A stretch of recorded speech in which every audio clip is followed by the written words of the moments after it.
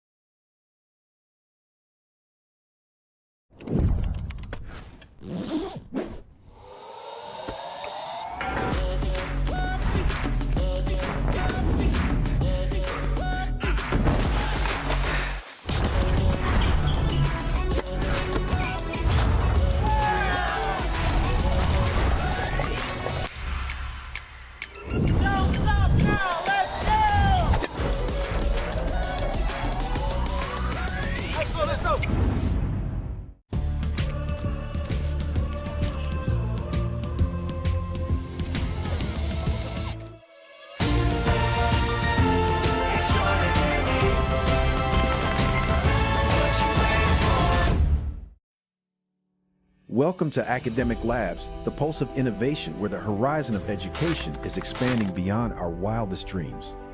We are the architects at the intersection of transformative technologies, fusing the power of adaptive AI, the solidity of blockchain technology, and the versatility of non-fungible tokens, or NFTs, to weave an unparalleled learning paradigm.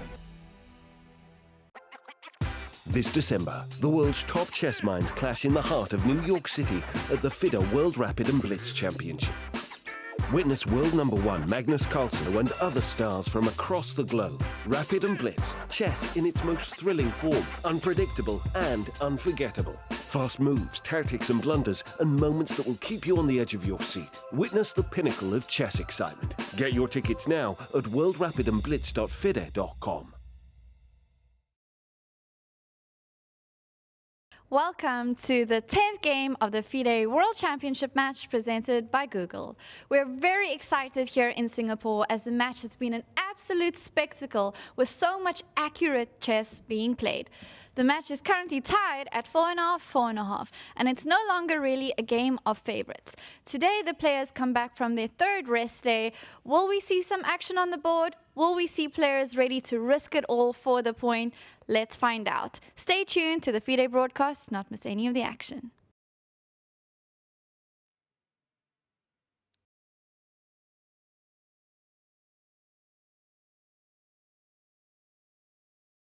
Match presented by Google. We're in game 10 and David, oh, sorry, I haven't even introduced you. I was that excited. Yeah, I'm International Master Jovanka Houska, and of course I'm here alongside the one and only wonderful David Howell. Now David, we have been on quite the dramatic ride. 6 draws in a row, but the last game seemed quite calm. That's right. Game 9, just before the rest day, was one of the calmer encounters we've had so far. But before that, we saw a trio of games with chances for both sides. It feels like they're trying to break this equilibrium we have right now. But ultimately, just 2 players at the top of their games. And these next stretch of games, I think, we might start to see the blood. Yeah, we're going to see whether someone will crack. But as David mentioned, game 9, it was a very smooth, very precise affair. And let's go to Charlie's, who is there with the highlights. Game 9 of the FIDE World Championship Match presented by Google. White, Gukesh D, black, Ding Liren, result, draw. Game length, 54 moves, and opening, Catalan opening. In common wisdom, after a violent storm, the weather typically becomes calm. After a period of turmoil or chaos, there will eventually be a time of peace and tranquility, as in today's game. The challenger Gukesh brought an interesting idea to the table with 10 bishop c3 in the Catalan opening.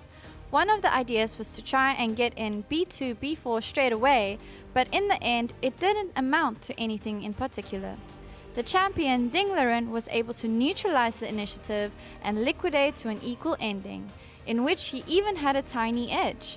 He lamented missing a good opportunity to equalize at the end of the opening. The match is now tied at 4.5, 4.5, and tomorrow the players will enjoy their third rest day.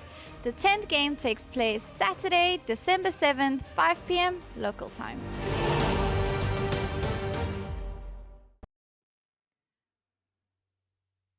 Yes, and as Charlie says, everything is even with the players on 4.5 points. Now, of course, it's crunch time. We are now in the final stretch.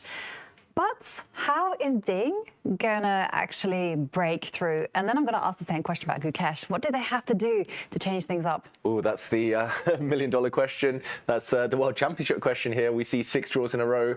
For Ding, it's been a while now since he's won a game. He won all the way back in game 1, that really nervy battle. He had the black pieces, a great counterattack from him there. But for him, I think it's just a case of waiting. His match strategy is clear.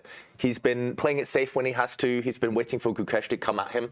There might come a time when Gukesh gets a bit frustrated that he hasn't won for a while. And I think Ding is just waiting to pounce. He's waiting for Gukesh to come too hard at him. And I think it's definitely the counter punch approach. Yes, and for Gukesh as well. Gukesh been coming to the games extremely well prepared. Mm-hmm. And some of those games, he's had very, very promising positions, but somehow hasn't managed to put Ding away.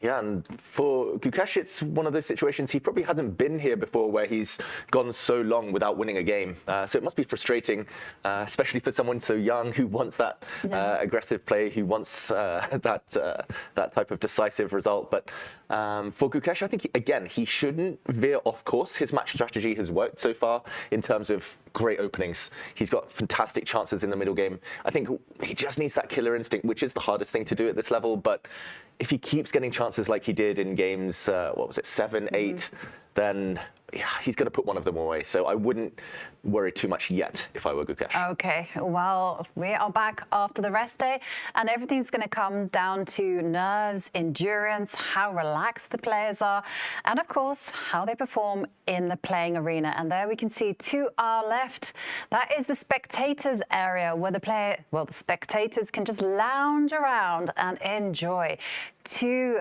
warriors in action. Oh, quite the scene. Yeah, quite the scene, and it's very intense out there.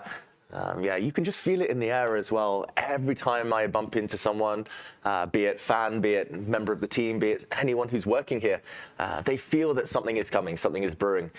In the meantime, this is the fan zone, and we see Anna Muzychuk there giving a simultaneous display alongside Alexandra Kosteniuk. Yeah. And both of these players have been Women's World Champions. Anna in Rapid and Blitz, and for Alexandra Kosteniuk, she was the 12th Women's World Champion, and of course also World Blitz or World Rapid Champion. And yeah, tandem simuls are a lot of fun, because you make one move and the other player will make another move, and sometimes you guys need to kind of fuse on the same mind level. Yeah, I recently attended an event where Judith Polgar and Anish Giri teamed up, and it was funny seeing Judith play the most aggressive move in the position every time, and Anish, he'd come back round, he'd literally take the move back. Yeah. They'd just lose tempi all the time just because they were so out of sync, but eventually they managed to get on the same level. And yeah, I don't see Alexandra Kosteniuk right now, but there she comes into picture. There she comes into shot. And yeah, great to see one of the many, many side events we've had throughout the last 2 weeks in Singapore. It has been absolutely incredible. We've had simuls, masterclasses, videos, you name it. The organizers have put everything on for the fans. And yeah, talking about styles, this will be an interesting simul to watch, because Anna Muzychuk is a lot more of a calmer player than Alexandra Kosteniuk. But here we have the entrance of world champion Ding Liren, accompanied by Pavel Tregobov, and of course there we see the seconds Nihua and Richard Rapport. That's right. I think Pavel Tregobov there, just in a rush to get to the venue as well. I'm not sure he's part of the team, but working for FIDE here. But yeah, the 2 seconds, Richard Rapport back with his colourful attire. his colourful shorts there, adding some flavour to proceedings. I think they'd be happy as well with how things have worked out so far. Their match strategy, opening-wise, Ding, he's been hit by some surprises, but nothing too dramatic. Well, what's been really encouraging is that Ding has managed to navigate the complexities of the openings pretty well. And like you say, he has been surprised almost on a continuous basis by Gukesh. Yeah. And Gukesh has come up with some real fantastic opening novelties, which is very, very difficult to do in this day and age. Yeah, almost impossible these days to find new ideas. There's nothing new under the sun when the computers have something to say about it. And yeah, databases available to everyone worldwide. In the meantime, a really tense moment. Will the Ding team bump into the Gukesh team coming down in the elevator now? We see Maria Emelianova here filming, capturing all the action. And yeah, here we go. The wait goes on. Yes. Those tense moments before the games. Yes, and well, what have the report Nihua, Ding Liren team have come up with? That would be an interesting. Ding Liren begins with the white pieces. He has more white pieces in the remaining games. 3 to Gukesh's 2. Yeah, on paper, small advantage having the white pieces. Normally you can land the first surprise. And it's only Gukesh, though, so far, who has won with the white pieces. He lost a game with white 2 earlier in the event. So at the moment, it's hard to say how much of an advantage it is. But either way, Gukesh would be happy to get this black game out of the way. And OK, it's a packed house here, I believe. It's sold out in Singapore and Sentosa. It's the weekend, so the crowds are buzzing, but they've been buzzing every single day. It hasn't really made a difference whether it's been weekend or weekday. It's so nice to see everyone in the chess community show up and, yeah, giving us a wave for the broadcast. You smile, you're on camera. Yeah, great to see everyone in good spirits. I think a lot of fans there are awaiting their favourite player, Gukesh, the man they will be cheering for. The challenger tends to arrive a few minutes later than the reigning champion. Yes. Gukesh liking to make an entrance, striding in with purpose often, and yeah, marching past the fans. There we also see in the foreground Grandmasters Kevin Gore and Grandmaster Emil Sutovsky. Now, what's really interesting about Singapore is that if you ask any random person in the fan zone who they support, it will be like 50-50 whether it's Gukesh or Ding. It's so nice to see the players have a well-balanced fan base. And talking about 50-50, is that what you would give both their chances? Do you think it's now gone down to even Stevens? Oof, yes. I know some very prominent experts have said it's 50-50 now. And I mean, Gukesh, he's just been more informed the last 18 months. His rating is higher. He's been the one pushing in a lot of these drawn games. But Ding has more whites. Ding, if it gets to the playoffs, maybe a small favourite there. He's got more accolades in the past in rapid chess. I don't know, Jovanka, how about yourself? I think it's also 50-50. One thing that I have noticed is Ding seems very calm, very chilled, let's say, with how things are. He's been. Ice cream. It is all that ice cream, but I also think it's his experience in this. You know, he's been at his lowest, and now anything is a bonus. Yeah, I think if you'd offered Ding after 9 games to still be on level footing, he would have snapped your hand off. He would have loved that. And of course, he's been in this type of situation before, fighting back last year 3 times. Say, play, blunder, learn, repeat. Words to live by. Yes. A great philosophy there. Yeah, every top grandmaster has blundered more than the average club player at some point throughout their career. So yeah, it's all about learning. And Gukesh has said that as well. Gukesh has had a really healthy mindset in the press conference. Yeah, just kind of shrugging off those small mistakes that have been mentioned. Ultimately, there have been very few one-move blunders in this World Championship, Jovanka, which shows the high quality of chess. Yeah, I would say that so as well. And I would say there's also been extremely good defense, namely from Ding, actually. You know, Ding has really been at times with his back up against the wall, but he's found ingenious ways to keep surviving and just to narrow those odds. And there we do see the entrance of the challenger, Gukesh. supported by his father and, of course, his second, Gregor Zgajewski, and now striding through the security checks and straight into the fair play office, where they will be checked to make sure nothing untoward is happening. And once again, Ding is in his favorite spot, sitting on the chair, just enjoying the heat, enjoying the vibe of being in Singapore. Yeah, it's very warm outside today. And yeah, I'm sure the players have soaked up the atmosphere. Ding, why mess with it? Currently successful routine. He's been sitting here day in, day out at this point. And yeah, just getting in the zone. Players do different things. Gukesh meditates. Ding likes to just sit, chill. And yeah, soon he'll enter the arena. There's something very relaxing about sitting by the window and enjoying the sunlight and enjoying the warmth. I do it every single day. And here, Ding, I can just see it's very calming for him, and he's able just to maybe just mentally rehearse his opening lines, the approach he's going to be taking, and decide on showing his best. He's so relatable, Ding. I think often this is what all of us do before big games. We need to just take our mind off everything else. We need to detox our minds, essentially. And this is where Ding thrives. This is where he gets in the zone. And in the meantime, someone's phone going off here in the commentary area. Apologies for that. And there we are. Once again, you were talking about rituals, David, and this is something that we see from Gukesh on a daily basis. He hangs his jumper onto the chair. Both players will now enter the arena, and then the games will begin in a few minutes. Now, Gukesh is now taking his seat. Ding has found his seat. He doesn't want to enter yet. There's still a couple of minutes before the first moves will begin. Just those last few contemplative moments. Yeah, it's always that calm before the storm, right? Before a big race, big game begins. You just mentally sit down, wait for the moment that you say, I'm ready. And there, Ding Liren enters into the playing arena. And we see Grandmaster Maurice Ashley get ready to introduce the players and introduce the dignitary, Mr. Con Yin Tong, the chair at Sports Singapore, who's going to make the first move. So we are going to hand the floor to Maurice. Ladies and gentlemen, and children of all ages, welcome to Game 10 of the 2024 FIDE World Championship, held here at the Aquarius Hotel in the luxurious Resorts World Sentosa in lovely Singapore.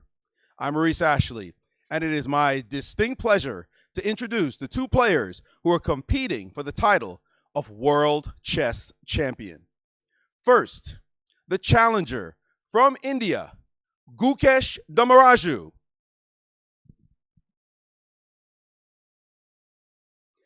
And from China, the world champion, Ding Liren. The match is tied at 4.5 points each. It has been a scintillating match so far. The players have treated all of us to an incredible set of games. Their fighting spirit is to be absolutely commended as we go into the last 5 games. To make the ceremonial first move, we have a dignitary from Singapore, Mr. Con Yin Tong, who is a managing partner of accountancy firm Fu Kon Tan, served as a Sports Singapore Council member from 2012 before becoming deputy chairman in 2016 and subsequently chairman in October 2018. Mr. Kon has held roles with Sports Singapore as Finance Committee Chairman and leads the Sports Excellence Scholarship Selection and Approval Committee. Having had a passion for rugby since he was a schoolboy, Mr. Kon currently holds a World Rugby Level 1 coaching certificate and is a volunteer coach. Please welcome the chair at Sports Singapore, Mr. Con Yin Tong.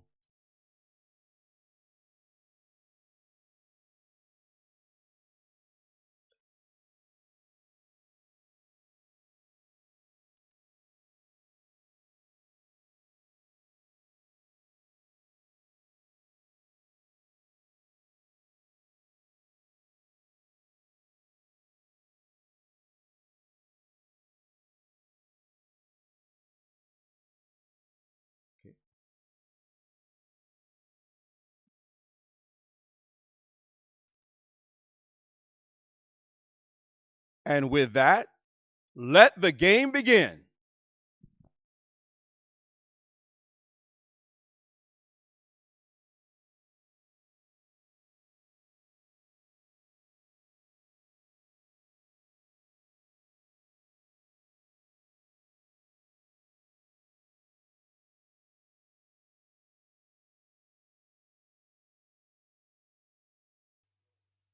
And there we have it. The first move from Ding, opening up with the queen's pawn. And there's some quick flurry of moves. And we have a London system on the board. This is a repeat of game 6. Perhaps a surprise for Gukesh. Maybe Gukesh wasn't expecting Ding to repeat the same line. Yeah, pawn to Ding for move 1 and the London system. I was having lunch not long before this broadcast started, and a friend here had predicted the London system. And we should mention this is only the 3rd time in World Championship history that the London system has appeared, and all 3 of those games have now been played by Ding Liren with the white pieces. And yeah, I mean, this happened in game 6, as you mentioned, Jovanka. It was a bit of an opening success, I would say, by Ding. He got an objective advantage at least, although the game did eventually end in a draw. That continued in very forcing fashion with Gukesh striking out very quickly in the center. And I wonder what the mind games will, what tricks the mind games will play on the 2 players right now. Yeah, I'm also curious because Ding's strategy with the white pieces has been to play a different opening every single game. Yeah. And there we see him repeating game 6. Okay, we have a response, e6. Okay, so far, so normal from Gukesh. And then again, e3. Yeah, it's the first time in the match Ding has repeated the same opening with white. No more hopping about strategy, the moving target, the dodgeball strategy, I sometimes call it, where you duck, dive, dip, and dodge, and all that stuff. But yeah, this time you basically say to your opponent, okay, you can do the same thing if you want, but I've got a new idea stored up somewhere. Gukesh is pretty much repeating exactly what we saw the other day. And here, depending on what Ding does, the 2 main moves are pushing the pawn forward, bringing the knight forward. There are small different ideas there for black. You're not obliged to do exactly what Gukesh played in that game and challenge the white bishop on the next turn. But either way, there are small differences. Ding just putting his head down. No doubt he has an idea what to do here. Maybe he's looked at this position and thought, okay, there's 2 different ways to go. But he's surely got a surprise up his sleeve somewhere along the line for Gukesh. He cannot repeat the same thing the whole way. That's the issue with modern chess, right, Jovanka? Yes, I mean, we did see in game 6, there was the possibility of Gukesh, if he knew his theory of perhaps repeating moves, and there we see bishop to e2. I thought that this might happen. There would be a change up. I mean, Ding is working with Richard Reports, one of the most creative minds in the world of chess. So I'm kind of curious to see what the consequences of this move is. First up, c3 and knight d2 I primarily played to deal with black's idea of going queen to b6 and targeting the b2 pawn. Bishop e2 doesn't really deal with that at all. Yeah, I must admit, I'm not too familiar with this last move, bishop to e2. We see in the database, just on the bottom right of our screens there, at least in master games, so between players of very high ratings, this has been seen 53 times before. But the position before this, before bishop e2, had been seen thousands of times before. So very much a sideline. And it is a bit mysterious because often the white bishop, we saw it in game 6, jump out to b5 with a check and trade itself off very early. Normally the bishop wants to see itself on d3, which is a far more, far stronger diagonal, at least in terms of potential towards the black king. Now, big question, tension between these bishops. Ding has to decide what to do there. I'll tell you something, David. I'll give you a little inside info, which I'm getting because I have the Masters database in front of me. Richard Reports has played this, particularly bishop e2, quite a few times. And he did have a game in this exact move order against Sam Shankland when I was back in 2019, which doesn't seem that long ago, but was in fact 5 years ago. And I'll let you know how that game continued. So Bishop to d6, according to the computer in front of me, not considered the best. It says more knight to c6 is the way to go, or queen to b6, which is a little bit more to the point, targeting b2. And Richard's idea was d takes c5. Okay. And this has been played before. We see that on the database on the bottom right several times, including by report. So d takes c5, asking this bishop to move for a second time, so very logical. Yes. Continue, Jovanka. Yes, and then we have an interesting dilemma. Bishop takes bishop is actually possible, but I'm guessing prepared. Maybe you don't want to go in that direction. Bishop takes c5 was in fact the game. And then the players just played castles, castles, and white eventually went white went on the next move c4, knight c6, knight c3, and we get this type of position. Wow, and this transposes almost to a queen's gambit. And going back to the game, we will break this down, but going back to the game, Ding has gone down this path. He's traded a set of pawns. The black bishop has moved for a second time. So on paper, at least, it looks like Ding has won tempo. And it's not clear how important that's going to be long term, but at least Ding has studied this before, or you would like to think so. And it is something new for the match, which is a promising sign. It bodes well. It is definitely very interesting, and definitely going to ask some questions of Gukesh. Now, do you think Ding's strategy is just to be like a Great Wall and the Great Wall of China? Exactly, and just be as solid as possible and take the whole match to tie breaks? It feels like he wouldn't be averse to tie breaks, Jovanka. It feels like at this point in the match, there's still a long way to go, including today, 5 games. But if he draws today and if he holds tomorrow, tie breaks in sight suddenly, I think he might just lock things down and bank on his chances there. In speed chess, I think his odds do increase, Ding, because he's got a great track record. Gukesh yet to really prove himself in faster time controls. But I think the strategy either way is not to think about tie breaks too much yet. It's just to keep things solid and just take it game by game, basically not take too much risk. And this type of position with white, he will castle most likely. It looks like he's getting ready to make a move. And yeah, once you play the move c4, pawns will disappear. Either black will be left with an isolated pawn in the center, or it will be a total symmetry with the pawn structure. So I think in terms of match strategy, you're correct. That's what he's hinting at. But how about yourself? Do you think it's on his mind already? The potential tie breaks? Thinking about the end of the match, the finishing line, the destination, when this is still halfway through the journey? Yeah, I mean, it would be a mistake to think about the destination already because there's still 5 games to go, including this one. So the best thing to do, in my opinion, is just simply to take it step by step. But if he's decided that actually the best thing to do in terms of confidence is just to play very calm chess, and if it's a bonus that he wins the game, great. But objectively, I don't think he's scared of going into tie breaks. I think that's what he's aiming for. And yeah, so this is a really interesting position. Can we fast forward to the c4 pawn break? So because white will, I feel white will castle. Yep, and black will castle. Yep. And I don't think you need to take a timeout to preserve the dark square bishop. You don't need to go h3, or I think you can get away with going c4 a la report. We have. He plays it first. He plays it first. Okay, this is anyhow. This is the discussion I wanted to have, so we can discuss it here. So black has 2 approaches. Black can eventually capture on c4, or he can allow himself to be captured on d5.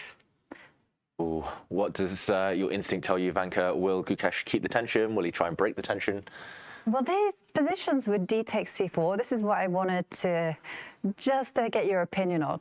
I find that they're not that easy. They do have a little dash of poison for the white side. Yeah, it feels like it's always a moral concession, right? If you ever take this pawn, I mean, there's 2 versions, first of all. One where black has to take with the king on d8, one where black has already castled and could take with the rook. But either way, these types of positions, I'm not sure how you recapture the pawn, maybe knight to e5, hit this one, hit this one. Yeah, you're always slightly ahead. This is where, in total symmetry, just having that extra tempo as white is so vital. And yeah, also it's just in the back of your mind as black, you're playing for a draw, makes you a bit negative with your decisions, makes you very passive often. Right. And yeah, the bishop will land on f3. And in terms of piece quality, this bishop on c8 far kind of inferior to its counterpart. And that's maybe the one big issue for black long term. Right. And one thing that I've played on when I've had this type of position with the white pieces is that the bishop on c5, it's a target. Often you can either go a3, b4, or you can go knight d2, knight b3, and then you use that fact that the bishop doesn't go to where it wants to go, but we have a decision. It is castles, and now we're expecting Ding to go knight c3 or castle. Yeah, and both moves look very healthy. Probably you play one followed by the other anyway. So move order nuances here don't seem too vital. Just before white played c4, I did see on the database, I mean, it's not a huge sample size, Jovanka, but there were 5 games and white had won 40% of them. The others had been drawn, so black had never won that position, which statistically is a nice little nugget if you're looking for confidence when choosing an opening for Ding, but either way, he does castle, so we're back in that Richard Rapport game. Yes, we are definitely back. And remember, that Richard Rapport game continued with white going knight c3, and black went a6. So knight c6, knight c3, a6. Again, just building up for when the tension breaks in the center. And rook c1 happened, and then d4. But d4 was too direct. Mistake. And the white knight, I guess, can hit this bishop. And there are ideas such as locking it in. Maybe you just take this pawn, I'm not sure, in this position. Maybe you just take. And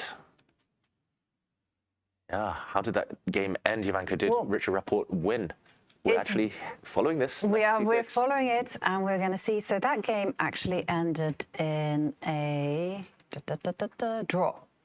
But white definitely had the better of it.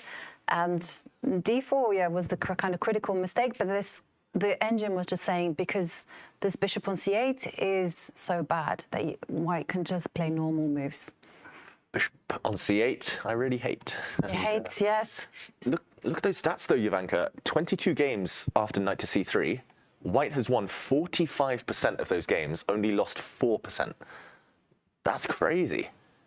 That's a real anomaly, and especially in such a equal-looking position. Right, and it's very interesting again. I'm looking at the sample size, and okay, I'm seeing that there are some big names playing this. We have Nicholas Teodoro, recently making headlines because he beat Fabiano Caruana, and Richard Rapport played this twice. And a name from the past, Gennady Timoshenko, has also played this. It was a draw against Alexander Shabalov. And wow, one game from 1983. Razuayev. I'm sorry. I think I've read some. Yeah, I've read some of his books, or he's featured in one of these old books. Yeah, a very strong player there, but. This is where we often talk about intrigue, right? With the seconds, there's always a guessing game. Who's working with Gukesh? Are there any secret names out there who aren't on site in Singapore? Who's working with Ding? And I'm sure they both have many helpers who aren't on site. We see pawn takes pawn, meanwhile.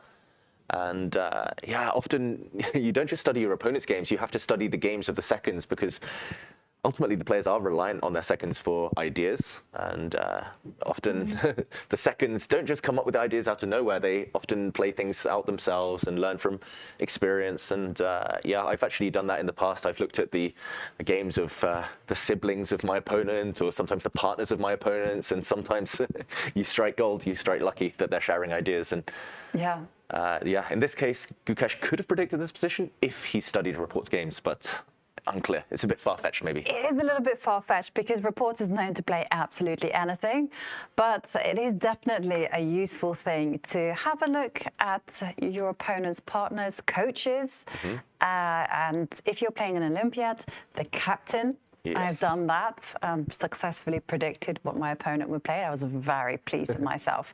Did get some good opening preparation. And incidentally, David, we are now following another game from Richard Rapport. This time is when he lost against Levon Aronian. And shall I tell you how that game can continue? Yes, it please. feels like this is the Queen's Gambit declined, but I wasn't sure because the bishop was on f4. Yeah, normally White's bishop does come out to f4 in some variations of the Queen's Gambit declined, but the Black Knight rarely finds itself on c6. Normally the Black Knight would find itself on d7 in those positions. And yeah, Black can spend 2 moves taking this pawn on c5 in that opening. So interesting, there are little nuances. Yeah, maybe we quickly backtrack to see how we could have got there via a Queen's Gambit declined. And then I want to hear about this Rapport Aronian game, Jovanka. Yeah.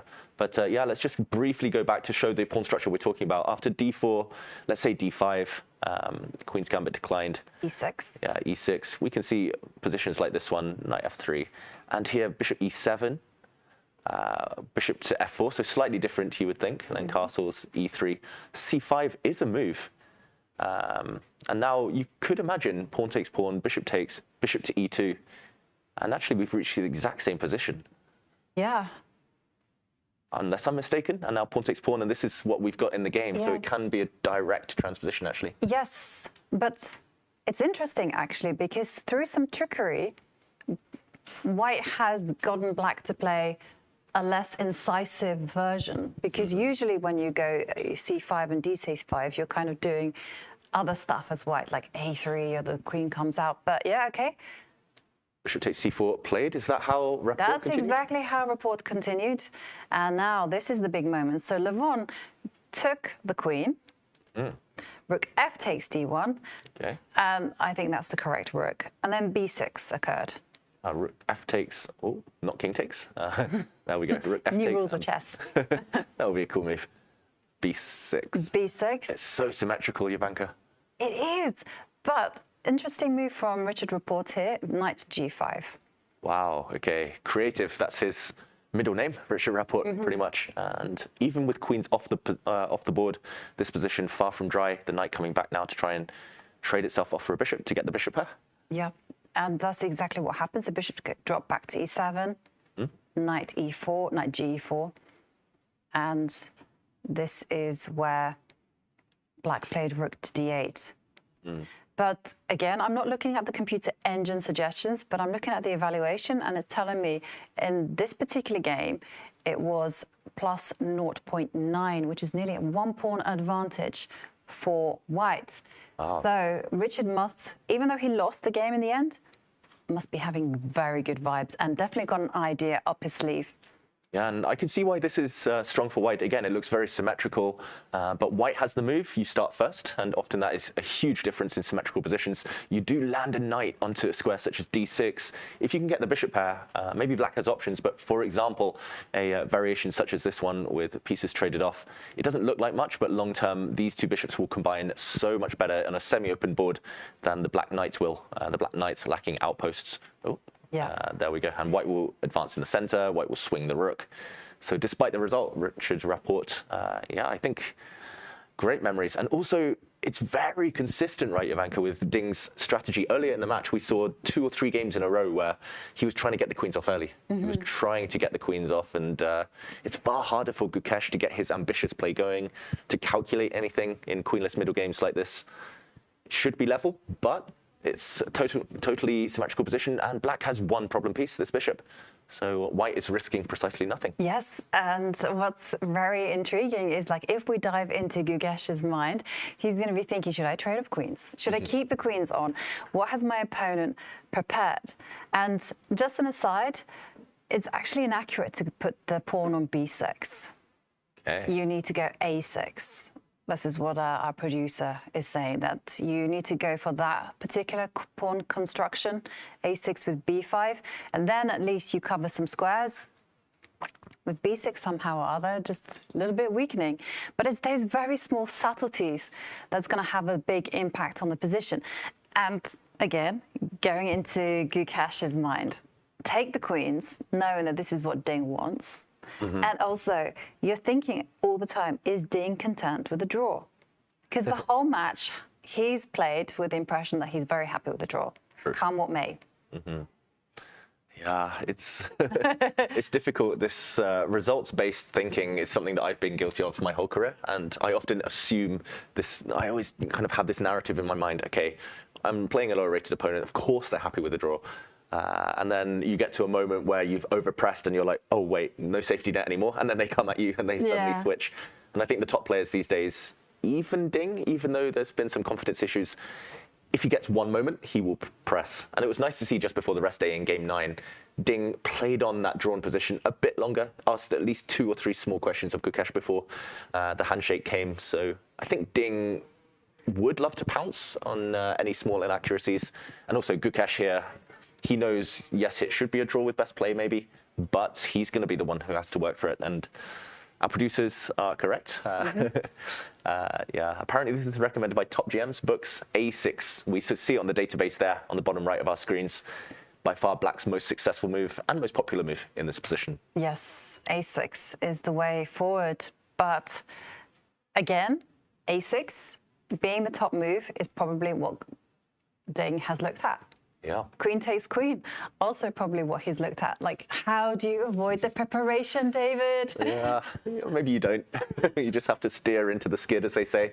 Once you lost control of the opening, and once you've been hit by a surprise, sometimes your hand is forced. You just have to be confident in your calculation and consistent with your moves.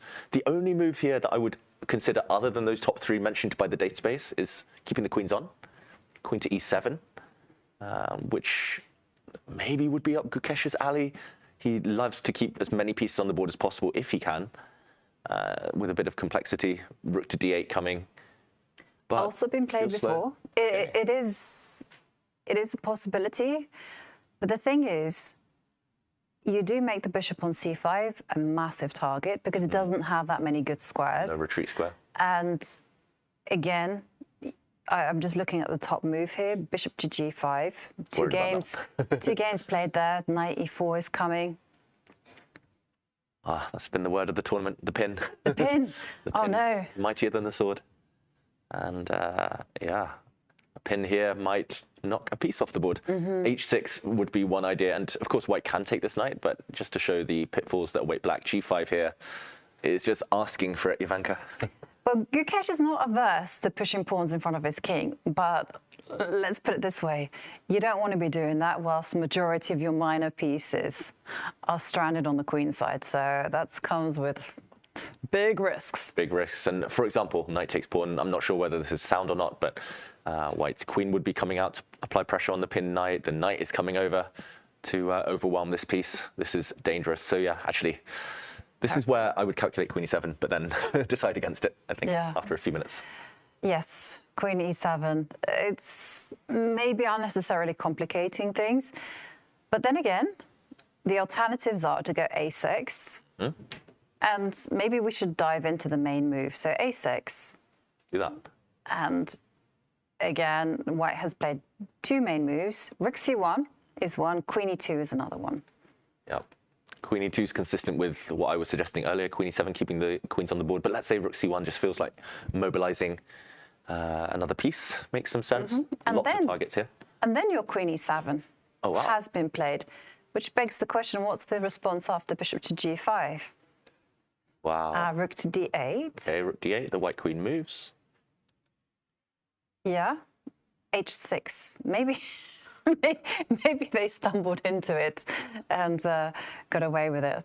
And there's questions of whether you take and put a knight on e4 now. I think taking actually might oblige black to take this way with a pawn, which is always a bit of a kind of an eyesore. These pawns aren't great, but ultimately black has the bishop pair doing well long term because queen takes instead would walk into a nasty fork. And at the very end, black would lose a pawn. I'm not sure which pawn you take with the white bishop, but you take one of them and you attack the black queen. Yep. So, okay, Gukesh going into the tank here. Yeah, I would say a6. It does feel right. You just cover every square in your camp. If you could get a6 and h6, you literally cover everything in your first 4 ranks as black. But then again, you're behind in piece development. Yeah. Okay. Yeah, a6, possible. But if you've been caught unawares, I think a lot of us might go queen takes queen. Get the danger off the board. You know, let's steer the game to a draw. Okay, so queen. Let's look at that. Queen takes queen. Rook takes queen, or rook f, because you want your a rook on the queen side, just in case you want to put it in c1 or maybe to support a3, b4, but more likely rook c1. And then not b6, that was a mistake by Levon. So let's go a6. Okay. And what's the difference if white continues with Richard Rapport's plan? Imitation is the is the sincerest form of flattery. Exactly. Yeah? So I'm going to steal. You'd be making a new move. Oh, really? Yes. Stealing one from the Rapport playbook, but it does look nice once you've seen it. b5, I guess, b5, is the idea. Yeah. White's You've got to get your, back. and then now bishop b7. Okay. I'll be consistent. I'll try and trade knights. I have a feeling things are going to go wrong. Black. Yeah. Look how quickly I've made a mess of things. The bishop goes somewhere. Wow. Oh. Yeah. Rook d7 is one thing. Yeah. There's also knight to d6. There's also minimum. Sorry. Also, I would be tempted to go bishop to d6 or bishop to f3 and set up a pin. Oh. Sorry. Who's pinning who? Someone's pinning someone there. I'm going to be pinning you. Yeah. I mean, this looks like it's gone very wrong for black. Rook coming in. Yeah, and again, very minimum. This type of position is very pleasant for white, who can play on for hours and hours with the two bishops. Especially here, black has zero control over the dark squares, so this piece is going to be invaluable. So that's not pleasant either. Yeah. I don't think it's just a pleasant position at all, though, for Gukesh. If he's accurate, okay, he might hold this game. I do see a6 there, the percentages. Black scored quite well historically. I guess there's more games now. For everyone at home who saw that there were only a few games in this position earlier, it's all those transpositions from the Queen's Gambit and maybe other move orders from the London system. They've all converged on this one moment. But black has won 19%, only lost 14% of the games after a6. So it does look like the healthiest scoring move. Often that's how the top GMs actually pick. They're like, okay, in practical play. Computers say everything is 0.0 these days, so in practical play, the fact that black scored heavier here means it's the best move. Yes. Well, what do we think of the opening strategy so far? I mean, was Gukesh wise to repeat his choice from game 6? I mean, ultimately with black, I think that's where players are happier to repeat because a draw isn't a nightmare. A draw is not the worst result in the world. You are a bit of a sitting target, though. You do walk into small ideas like this occasionally. I mean, the last time I played a long match was in 2022 against Niels Grandelius, and there, as black, 5 times. It was a 10-game match. I had black 5 times. I played the same thing every single time. I was getting hit by a different idea every single game. It was the most stressful thing in the world. But at the same time, I knew that playing the Berlin as black, there's an element of solidity. Rather than taking a risk playing a Sicilian or a Caro-Kann or a French defense, I don't know, playing on your home territory at least gives you some comfort. Yeah. And some belief that even if things go wrong, you can still navigate it. Yeah. I think Gukesh is believing here that even if he's on paper slightly worse, he's going to be able to handle things. Even if it goes really wrong with black, you suffer a bit and maybe you can hold later. But he's spending a bit of time. Yeah. Definitely going to be the happy of the two so far. Yeah, because usually we've seen the following script. Gukesh is the one with the opening surprise. Ding settles into thought. He gets into potentially serious time trouble in the middle game, but the play becomes concrete and Ding reacts confidently. Yeah, there we see Ding. Well, he's not on the board. And we do have a graph to show how much time is spent by the players at the board. And he's just in his room, chilling. And the thing is, it's quite a nice room. It looks quite barren in this particular angle, but the players do have food available. They have hot drinks. They have all sorts of things that would make them happy. And a screen. And a screen, yeah. They have room to pace around if that's how they prefer to unwind. A lot of players are pacers. They like to walk up and down. Ding's a chiller. Actually, I wasn't so aware of this chill guy meme, but I was watching highlights of the English Premier League football, and one of the players who scored a couple of days ago, he celebrated by putting his hands in his pockets, just chill guy. So it's spreading. Everyone's at it these days. Ding just happens to embody all of those those chilled guy memes. Yeah, not a pacer is Ding, and neither are you, David. You are a stoic, I would say, at the board. I try. Partly because I lose focus quite easily these days, Jovanka. Too much running on in this thing.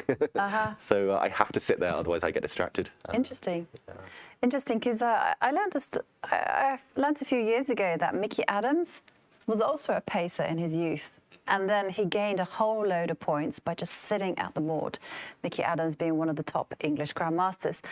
Myself, on the other hand, I'm just pacer. True and true. Every time I've tried to sit at the board, I find myself distracted, whereas the pacing and the energy actually focuses me. I would have said you had a good mix. When I see you, you're sometimes there, sometimes away, but like, I mean, you always seem in the zone, at least. They seek him there, they seek him here, they seek him there. That's me, the Scarlet Pimp. I don't know, that was like old school. I don't know why I brought that up. I think it's maybe even I get the reference. Yeah, but isn't it from, what's it called? The one with Rowan Atkinson. Blackadder. Blackadder, yeah. And Scarlet Pimpernel.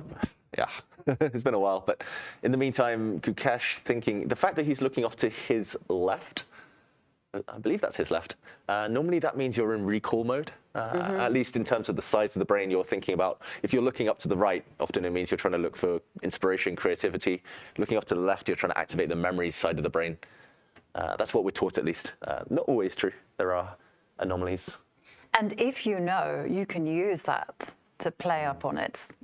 But you can bluff your opponents. And Hikaru often looks to the left when he's trying to freestyle. That's like a whole another level of mind game going on, right? If you're like actively trying to disturb your opponent by looking up, looking down, looking everywhere. Because I also heard that there's like, if you look up and left, it's something. If you look down and left, you're doing another thing. And then the same. I've read this too. Yeah, it's tough, right? Often we do it subconsciously, and often it's not the most practical to try and read your opponent's body language this early in the game. But either way, this is probably the longest time Ding has spent away from the board throughout the match, in its entirety so far. And we see the fan zone in the meantime, very vibrant today. Yes, as always, full of energy, full of cheer. Maybe we can get them once they realize that they are on camera to give us a big cheer, or maybe just a hands up or a wave. One day we'll get the Kalang wave. Yeah, the Kalang wave going. And no, it's just, they're all busy with their own games. That's understandable. No, I think they've just realized. Big hello. Oh, we see some waving. Oh, well, one wave. I saw two. No, but it's nice to meet all the fans as well. The passion for chess here has been really just eye-opening for me. Like, I mean, it's great to see so much going on. Oh, proper wave there from the front. Yes. It's great to see the passion. Everything's growing here in Singapore. Yeah, they're putting the building blocks in place, and hopefully this match inspires some of the young generation. David. Oh, we got the waves going. We got it going. Well. Finally. Yeah, yes. Exactly. I want to see them do a cheer, right? I'm waiting for the final rounds. I want to see someone like floss dancing or. Yeah, I'm sure as the games go on and we get closer and closer to those dramatic moments in games and in the match. Actually, do you know what would be really cool? If they did that dance. What do you call it when they're in the chain? Da da da da. The conga. The conga. The conga. Yeah. Now that would be a sight at the chess tournament. If you kind of like the camera panned into the fan zone and they were all doing a little dance. I want to see a flash mob turn up and just entertain us at quiet moments in the game. Now that is a brilliant idea for the World Championship Match 2025. Flash mobs. Next time. In the meantime, back to Gukesh, who's been thinking a while. He's been thinking for almost 20 minutes. It's a difficult decision, right? Trade queens, that's going to be Ding's prep. Go a6, which is the main line. But again, you do feel like you are slightly worse. And there we did see the fair play officer, Grandmaster Alex Kolovich, in the background, just making sure that everything is running smoothly. Oh, look, there he is. Oh. I don't know why I did that. Just the shark circling its prey. I can't believe I did that. Anyway, there we go. Back to Ding. Just thinking. Yeah, he must be feeling happy because he's got some fantastic preparation in. And I'm pretty sure it looks like he's just chilling, just enjoying and zoning out, but he's not. He's mentally rehearsing all the lines, understanding where the pieces should go. And there we can see the players at the board. And Gukesh hasn't been given the opportunity to leave. He's bound to the table, and it is a beautiful table. Ding, on the other hand, well, he's enjoying the players' room. Yeah, he's been away for 12 minutes, we saw there on that graph. That's a cool little graphic, I must say. And definitely the longest he's spent away from the board, I think, in this entire match so far, but at least for a while. It's reminiscent of last year, where he was just chilling out in that players' area for huge chunks of the game. This time, yeah, we don't think it's too dramatic a moment. It's totally understandable. He wants to be away from the board. And this goes according to conventional wisdom. If your opponent's having a long think, don't disturb them. Don't allow them to snap out of the trance by returning to the board. Then Gukesh will suddenly feel a bit of urgency to make a move. If your opponent's deep in that in that trance, then yeah, stay away until they make their move. Only then do you return to the board. Then you reply quickly. Then you smile, you leave again, and often it's a bit unsettling for the player who's been surprised. Jovanka, should we try and play against each other? Yes. In this position? What if I play a6? Okay. That's Gukesh. I'll be Gukesh and I'll try and equalize. Yes, and we will go in rook c1. Now, rather than trade queens, I'll play pawn to b5. And hope I'm... Oh, wait, am I blundering a pawn? Oh, there's knight takes b5. Wow, am I blundering this early? I was... I saw someone ran a poll on X say, in game 9 saying who would blunder first, Gukesh, Ding, or David? And I'm pretty sure. That's mean. I've just blundered already. I was a bit miffed. That's not fair. Yeah, it looks good. Double attack, right? Yeah, and after queen takes queen, you just take with the F rook. Yeah, and queen b6. Oh, but there's... Well, maybe you get away with it. Take b4. Yeah, but then you can go rook takes a2. You don't need to hold on to your piece. It is a pawn, though. A pawn is a pawn. Until it's not. Queen b6. It's a bit like the game 9 where Ding temporarily sacrificed a pawn on the queen side and soon got it back. Opposite colour bishops. And a draw. Yeah, I wonder whether this is making Gukesh hesitate. Okay, I'm going to try one more time without walking into a tactic. So this is really sneaky, rook c1, X-ray vision, indirect attacking on these two pieces. So what they often do in the Queen's Gambit accepted, so this looks like a mix between the Queen's Gambit declined and Queen's Gambit accepted. They drop their bishop back. Let's say I preemptively retreat, no longer loose on c5. And so, just to highlight, the queens can still come off the board. Yeah. They don't need to, but okay, queen e2 is... are you threatening knight h5?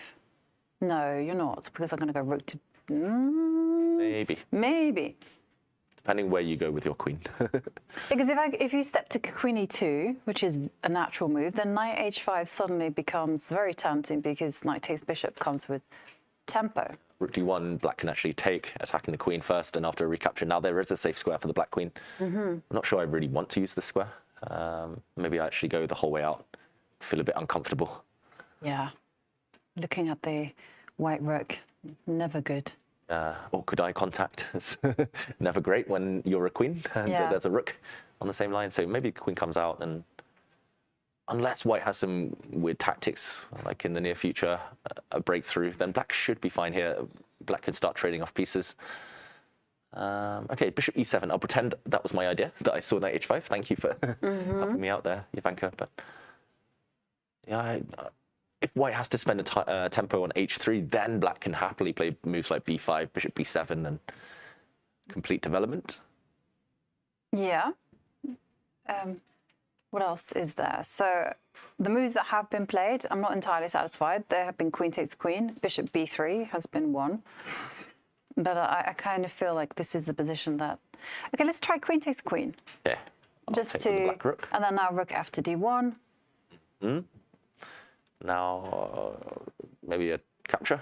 A rook takes rook. b5. Oh, do we have a move? Because... Ding's coming back. He's coming back. Maybe we go to the live board. Don't have any moves by Gukesh. Ah.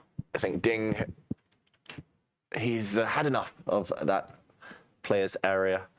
Although we don't see him enter the fish tank yet. Maybe visiting the bathroom. There we see the arbiter, women's international master Anastasia Sorokina. Yep. Maybe she's letting him in. Yeah, for a moment I was like, oh, Ding's had a change of outfit, but yeah. No, Ding away from the board a long time now, 17 minutes. But that is because Gukesh has been thinking for over 20 minutes this time. Yeah, okay, so whilst Gukesh is thinking, let's go back, let's revisit. So a6. a6. Yeah, makes sense. Rook c1. Yep, I like bishop e7 somehow. Yeah, bishop e7, this feels right, you know, because it doesn't allow this knight g5, knight e4 ideas that we were experimenting. And it also gets out of the eye line of the rook. Okay. b5 is coming, so maybe can we preempt this with bishop d3? d3, okay. No trade of queens. No, what if I go for your bishop again? This is where I should be calculating, like the youth of today. You do it very well. Yeah, I just assumed knight g5 was going to be annoying. Hey. I didn't even see that one. Oh, that's a good move. Maybe. Can black take this bishop and just ignore all the threats against the king? Yeah, maybe. So this is the thing I should be calculating. Because, okay, so first my vibe was bishop takes pawn, but that doesn't actually achieve anything. In fact, you get into trouble after pawn. Because now this knight is attacked and this bishop is undermined. Yep, so you can't quite do that. So yeah, maybe my bishop d3 doesn't make any sense because you're knight h5. I mean, yeah. Annoying. Retreating the bishop does make some sense because, I mean, the other move you mentioned that has been played in the past is bishop b3. At least you've rendered b5 impossible because this knight is hanging. So b5, again, same tactic I blundered earlier. Knight takes and rook takes knight. Okay, he actually goes for knight h5 instantly. Oh. Some questions to be answered after a6, but that was the highest scoring move historically. Knight h5 instead. Yeah, the reason I didn't suggest this is because the white bishop isn't this time not quite trapped, but it isn't kind of fixed and forced to trade off for the black knight. It can move. And, well, our producer, he is the font of all knowledge, a fount, not font, fount of all knowledge, and saying knight h5 played in Portish Vaganian 1991. And Vaganian is a huge QGD expert, yes. And they're saying it's a database. Well, you could have got some free credit there. And the producer also making a comment / joke that back in the 80s, all GMs knew how to draw. They knew how to draw these types of positions, and that's correct. I remember reading so many books and playing through World Championship matches, candidates matches. Anytime the center exploded like this, it was symmetrical. It would just be a draw. Like, they wouldn't even try. Yeah, but that's the thing. They didn't try. And I feel like when you do compare like knowledge from the 80s, everyone was going by, as Alexandra Kostaniuk, who came here, said, they were going by dogmas. They were like, yeah, you have to play like this. I feel like they weren't testing the black resources to their maximum. And these days, with the development of technology and this willingness to grind it out, as you've highlighted, then, you know, these positions are becoming a little bit more unpleasant, I would say. Nothing more than a little bit, but... I mean, yeah, that being said, there were some great defenders back in those days as well. Players who were happy to... I think they just had the right mindset to kind of play these positions as black. They knew they would be slightly worse, but ultimately it should be level. With a bit of patience, you should be able to neutralize white. Also, David, they all cheated. Once they passed move 40, they got out the friends and they got Germans. I mean, that's just like the definition of cheating, isn't it? Chess is, no, I don't know, teamwork. Everyone loves a bit of assistance once in a while. There was a room for human error. I've seen some adjournments where they came back and they made a huge blunder after hours of analysis. Yeah. It's not foolproof, but yeah, I mean, it was a different game anyway, back then. I was joking. Different era. But it's true though. There was a lot of like collusion going on those times. They were like discussing games and all sorts of things. If you believe Fischer, then yeah, there was a lot going on back then. But in the meantime, okay, 2 moves come to mind, Jovanka. I don't want to allow this bishop to be captured if I'm Ding Liren. So let's say either we trade queens or we just move the bishop. Okay. Let's say, okay, most ambitious move. Gain a bit of time for try and force the trade on white's terms. Okay, well, we have a game that followed this line. And after bishop g5, it was between 2 grandmasters, Melkumian and Saric, but A. Saric. Ante Saric, yeah. Okay. Not Ivan Saric, are they former related? European champion.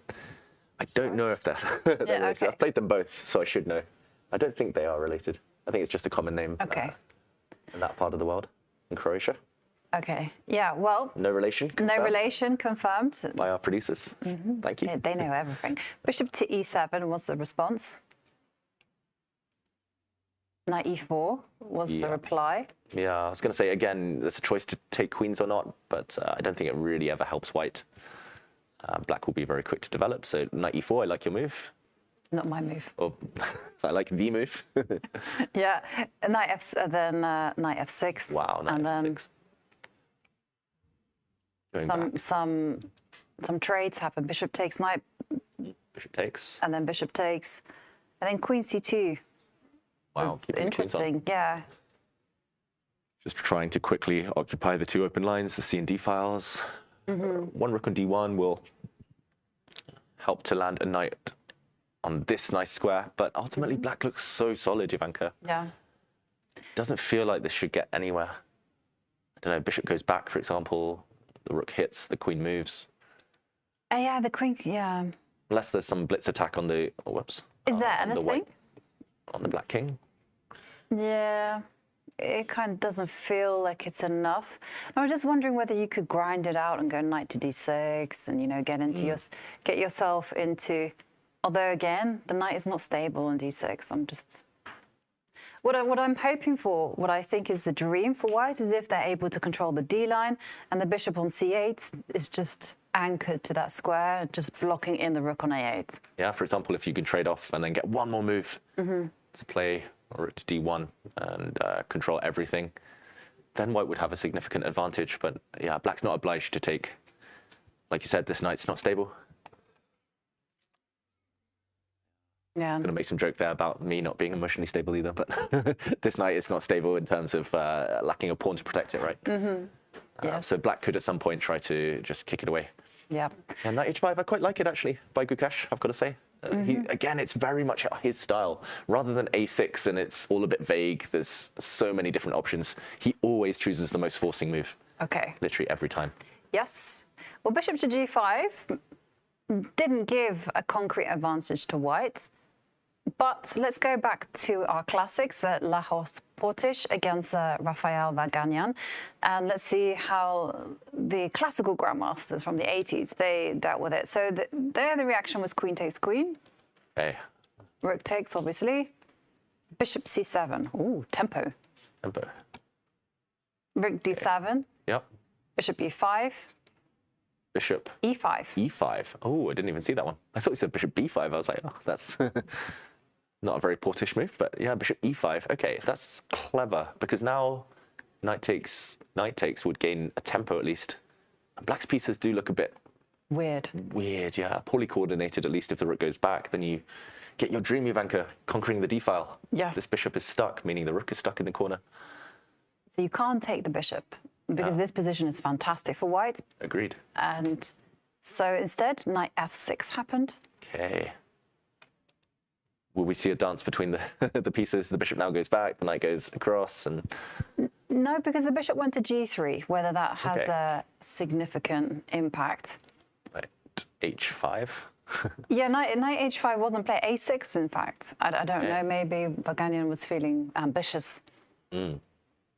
But a6, and then after rook ac1, and then, you know, it does feel like white has a nibble, right? The bishop is forced to move out of the way. Somewhere. Yeah. They went to a7. You're David. I was going to say good. bishop e7 walks into whoops, and some holes appear, but bishop a7. Okay. Yeah. And then just bishop e2 was the next move. Again, you know, there's an intriguing battle going on. You know, stop black from developing the light square bishop. So no b5s because of knight takes b5. It's awkward for black. Yeah. I can see why this is uncomfortable because there's no immediate way of actually getting your b5 and bishop b7. If you do that, it feels like you've almost neutralized white's pressure. Yeah, it's just this one piece. If you could wave your magic wand and just put it anywhere else, even a square like e8 where it's got a bit more potential, anywhere that is out of the way of the black rook, then it's just total equality. And handshake and go home. I've no doubt that this game from the 80s was a draw. It was a draw. Yeah, I've seen, just like our producer, I've seen many, many games like this. But yeah, ultimately, it is white who's having a little bit more fun than the opponent. Ideas like knight a4 into c5, maybe just conquering the d file.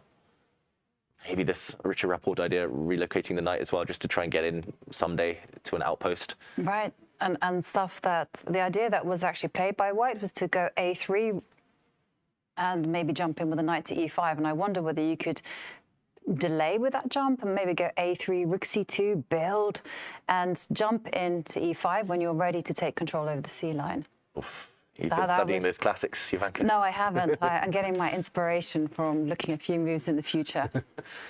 Yeah, it's just very hard for black. Maybe the best bet at some point will be to move the rook back just to whoops, sorry. Me and my arrows, or okay, mouse slip. I was going to say move it back to d8 and then get the bishop out, and again, slow and steady, step by step, you get that bishop to a safe square, connect your rooks, maybe you equalize. But either way, this looks like maybe the best bet so far that we found for Ding.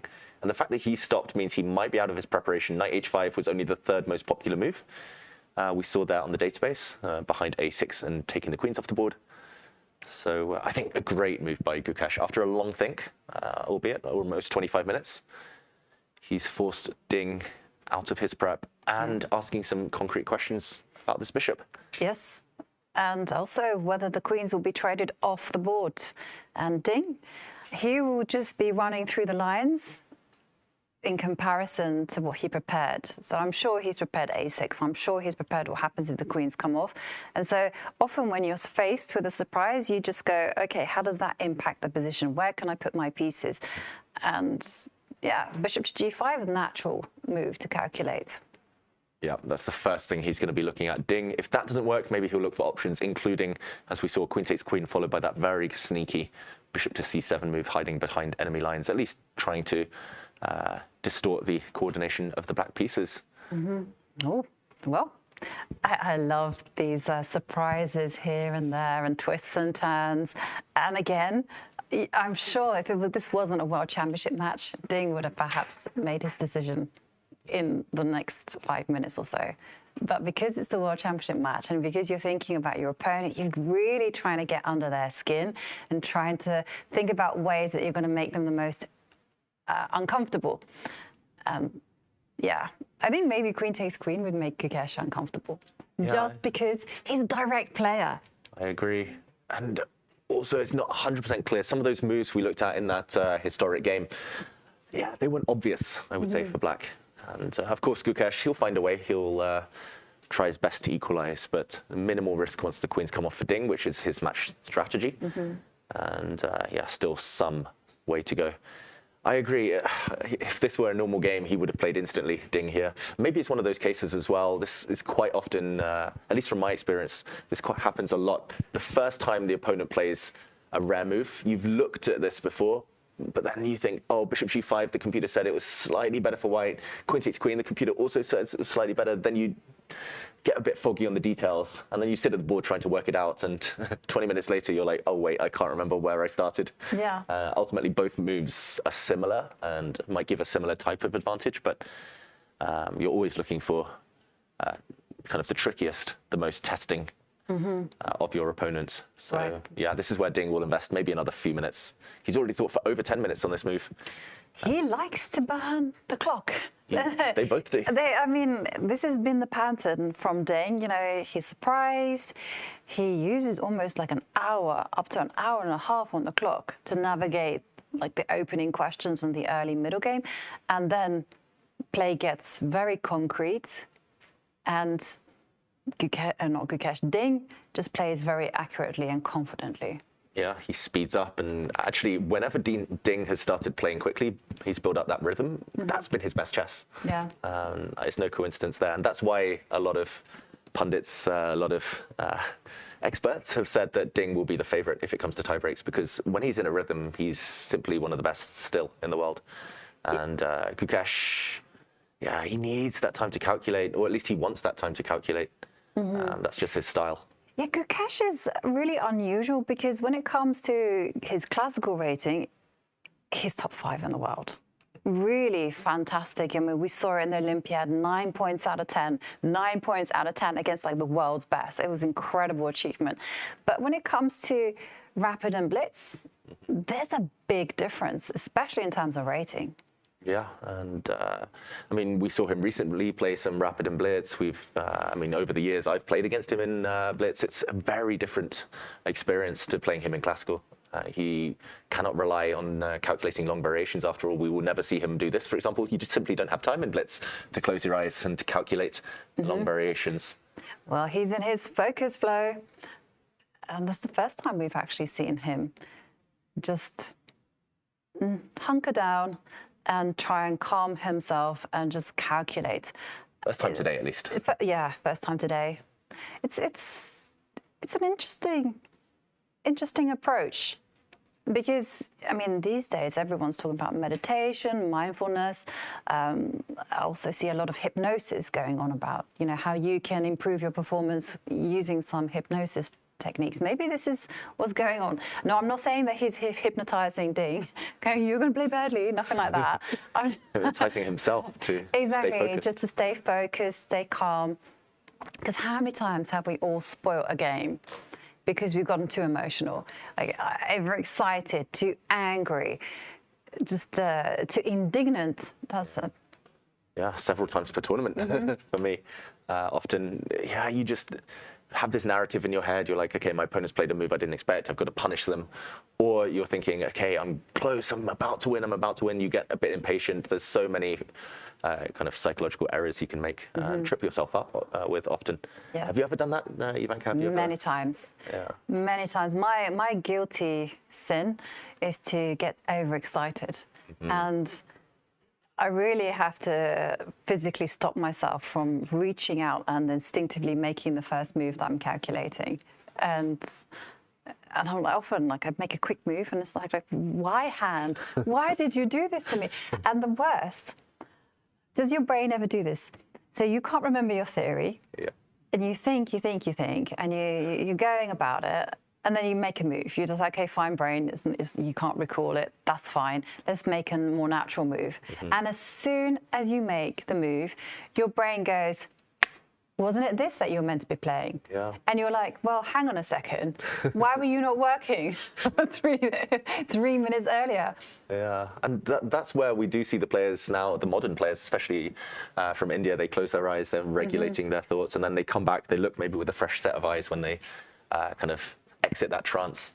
And often that's why some people, we talked about the pacing earlier, but they leave the board just because then they just feel a bit more relaxed. Like when we commentate, I don't know about you, Jovanka, but it's easier to see things and easier to talk through things and understand things often. Whereas in the heat of battle, if you're sat there at the board the whole time, your mind is racing, you're double checking, triple checking variations. Totally. And there's also a narrative that you have to remember is happening within the players' minds. Like, for instance, maybe someone has been winning the whole game, and they continue playing as if they think that they're winning, but in fact they're making mistakes and they're unable to actually let go of this emotion and accept what's happened on the board. And they keep on trying to force the matter and they end up just over pushing, and it's too much and they spoil the point. That's happened many, many times. So it's so important to kind of be calm. And I completely agree, David, the spectator sees everything. And I can never forget when the arbiter came up to me and said, "Why did you not just play this?" And I was like, what on earth are you talking about? And then she showed it and I was like, oh yeah, very good. Exactly. It's always easier to be detached, emotionally at least, from the game. And yeah, we talked about the hypnosis. Is that something you've done? Like allowed yourself to kind of... It's something I get emails about. Oh. Fair enough. I won't ask. I mean, there's a Dr. Spiegel, and he went on a podcast and he was talking about how you can successfully, really like improve your mental capacities and your emotions. And so I was like, yeah, sounds interesting. And so like I get emails from him saying, hey, why not sign up to my app and pay X amount of money per month? And I say, yes, very interesting. Yeah. Maybe one day. Maybe one day. I must admit, recently, for the first time, I started speaking to someone we know quite well, a performance coach. And yeah, I allowed... Well, we were focusing on breathing and kind of all these techniques, and then I was like, I don't know, he just hypnotized me out of the blue, and I was just like, oh my God, I kind of exited thinking I'm the best chess player in the world. I'm just really?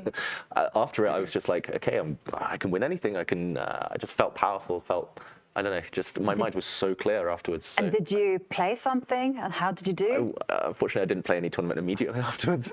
Maybe I should have capitalized on that moment, but I suddenly exited thinking, okay, like, this is the way to clear the mind. This is the way to get rid of all those toxic thoughts that chess players do have. Mm-hmm. I mean, I was talking to a friend who played here in the Singapore International Open, and he said during games he had all this self-doubt in his mind. And he would often get triggered by small things, by missing moves, missing the opponent's ideas, and actually just being able to just cut all of that out of the mind and just focus on the moves, the calculation in Gukesh's case. I think that's the key. That is certainly the key. And, well, thoughts are running through Ding's mind as he contemplates how he's going to react to Gukesh's maybe surprising move.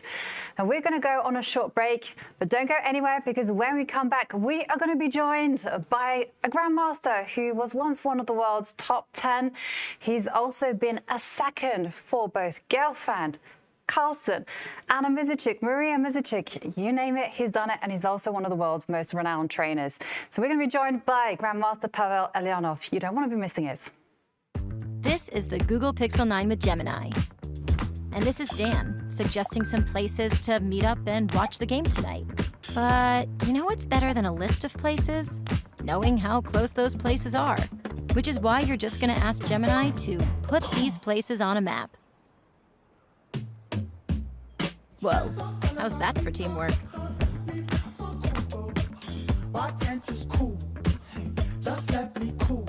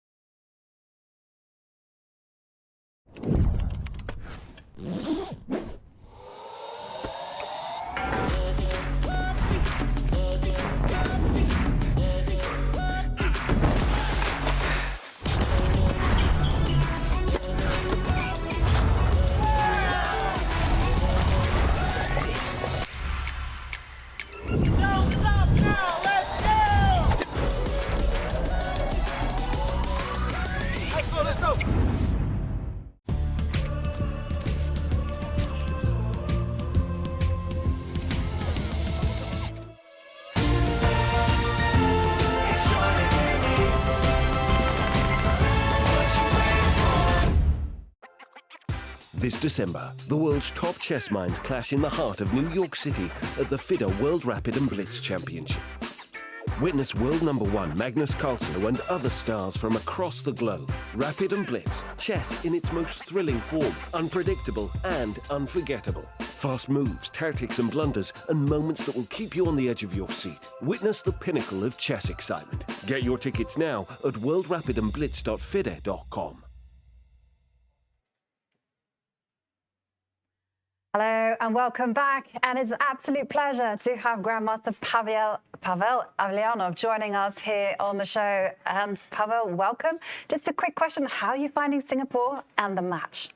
Okay, hello everyone. Really happy to be here. I was in Singapore for 2.5 weeks. First, I was giving some masterclass for best youngsters in this region. It was quite intense, and yes, I saw that there are a lot of future stars. For at least, yes, I didn't know many players before. Also, I played the tournament next. Also, I played in open tournament against some of the students from the camp. Actually, it was a decisive game for me and from a very young guy from India. Probably this name you will hear. I mean, I am almost sure Ilan Party. I don't know how to pronounce correctly, but he's 15 years old and he did GM norm at least one round to go, and I beat him with black, but it was still enough for him to secure. I think it was not actually his first GM norm, so he will become Grandmaster soon, I believe, and he is very talented in my opinion. So I took 5th place in the open tournament. So good time. Yes, it's yeah. I had some time to walk a little bit, to see some sightseeing. Yeah.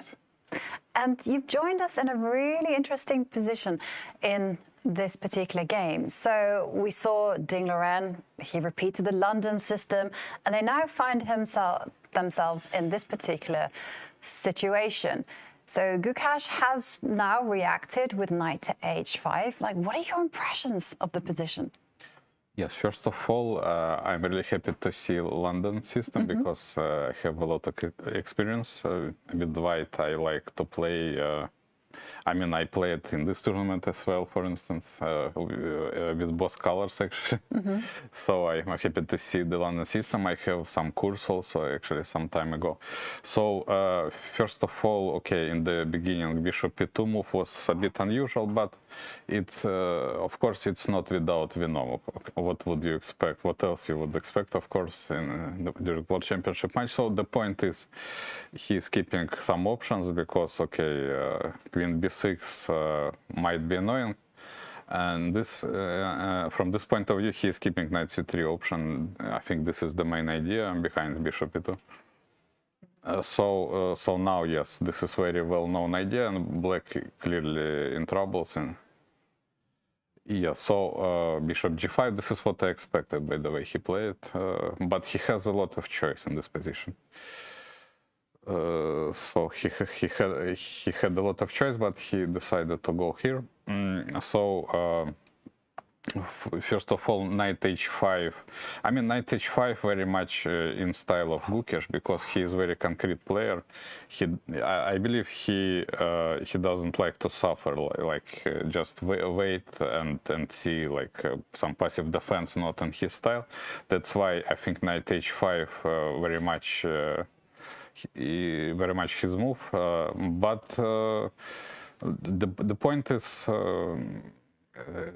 What I feel in this position, that white is slightly better in any case.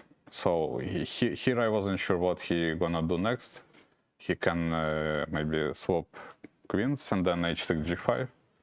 I'm not sure it is a good idea because white has many options. So even knight e4 maybe here in this position, nice intermediate move possible. But I'm not sure it's necessary. Bishop h4 looks like white is slightly better. Yeah, because black is really behind in development. So G5 also weakening a lot of squares. Yeah, so probably engine gives some plus for white, not so much, but I mean, from human point of view, I don't like. So actually, what we can conclude at this point, I think this is actually the first game where Ding Liren managed to confuse his opponent, because before, my impression was that Gukesh was clearly ahead in terms of preparation. So it seems like the first game, like, yeah, he is very comfortable with white finally. Maybe the other London system, he was slightly more prepared in that long line. So it looks like a lucky opening for him so far. Yeah. And what have been your impressions of both the players? Like Ding Liren, have you been impressed? Okay, difficult to say. Actually, yes, I saw some remarks from, for instance, from Magnus, like, I don't know, yesterday probably, he said that, like, now, like 50-50 chances. I entirely agree, because that's actually was my impression even before the match. I even posted on Facebook just before the start that I expect it will be a much more level match than many expect. And probably it was correct estimation, as we can conclude. Yeah. So the point is, this match is really unusual from point of view of that much more experienced player, which is Ding Liren, clearly was considered like a kind of dark horse. A very strange situation, and yes, his young opponent, like, considered to be like clearly more mature, at least before the match, right? Yeah. It's very strange situation, but I just felt that, okay, if Ding Liren will be in decent form, then I don't know. Yeah, so for me it was not that clear. And what about Gukesh? I mean, he's come up with some fantastic opening novelties, very powerful play in the middle game, but not quite winning some positions. Yes, he has fantastic fighting spirit. That's for sure. Probably he would. I mean, according to, I mean, yes, indeed, as you said, he had like many promising positions. Probably he could convert some of them at least one. But yeah, I don't know. Maybe he's also a bit nervous, although it's not obvious from his poker face normally. But I would expect that if you're 18 and it is your first World Championship match, I would expect you will be nervous, although you are not.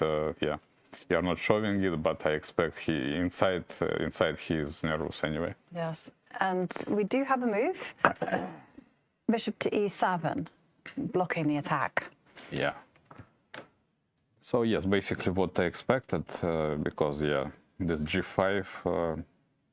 I mean, what we discussed before. Okay, possible, but a little bit provocative. Now he's trying to. Slowly equalize, at least. Now we can conclude that white managed to get quite good version of Queen's Gambit.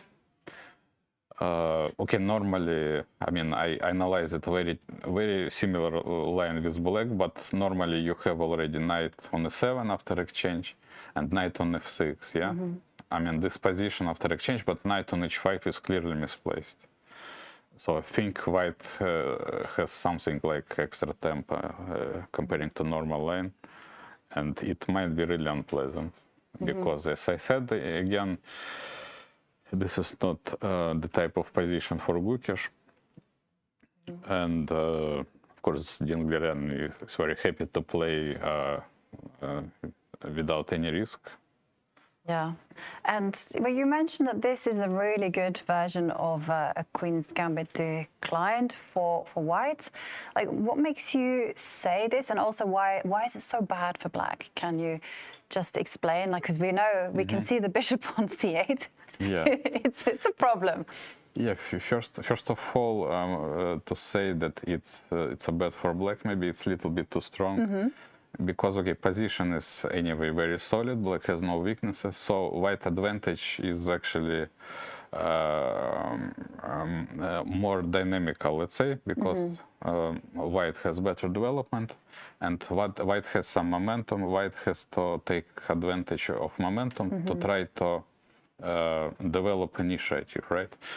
So basically, black is planning to play, okay, I expect exchange on e7, black wants to play knight f6, bishop d7, and slowly equalize. So white has to develop some advantage, having a few tempis.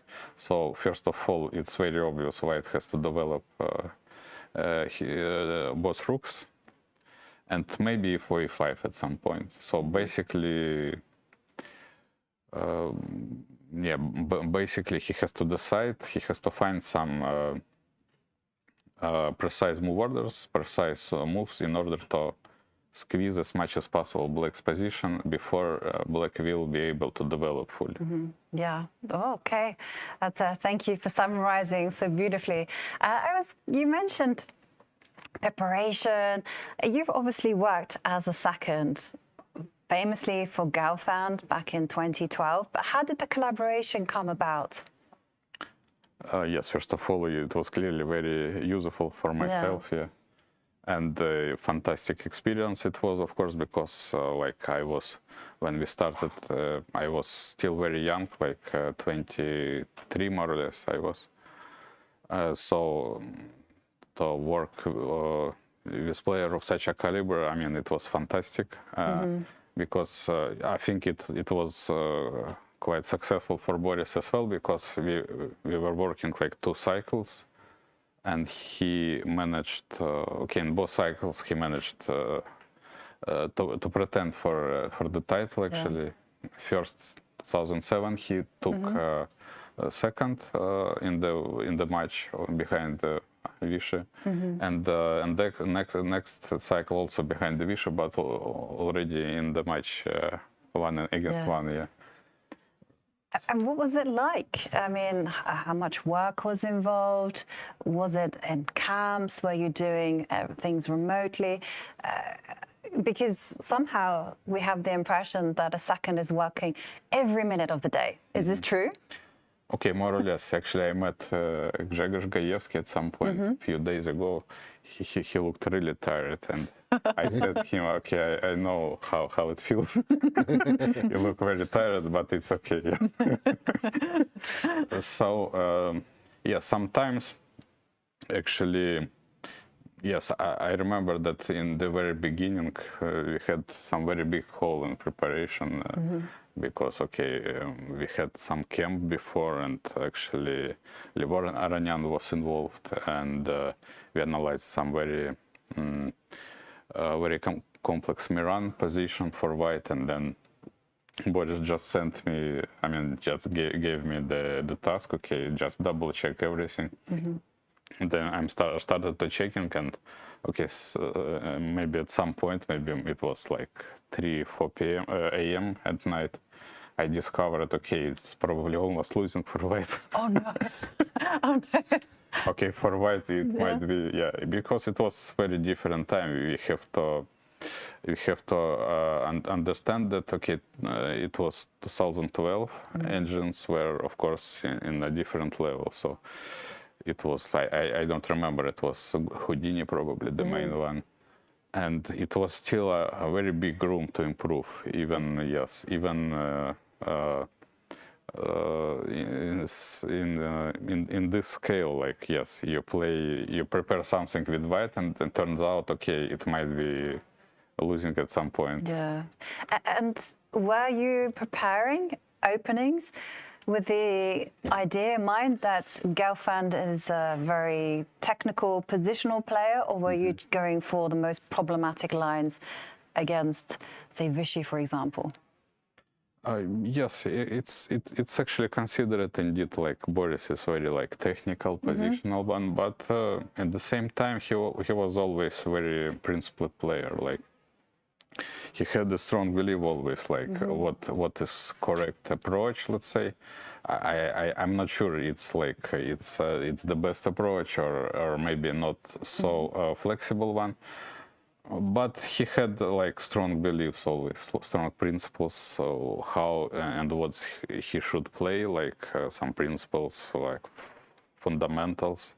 Let's say that he has to fight for the center. He has some pet lines, and he has to play it like, yes, this is principle way, and like he has to follow whatever happens.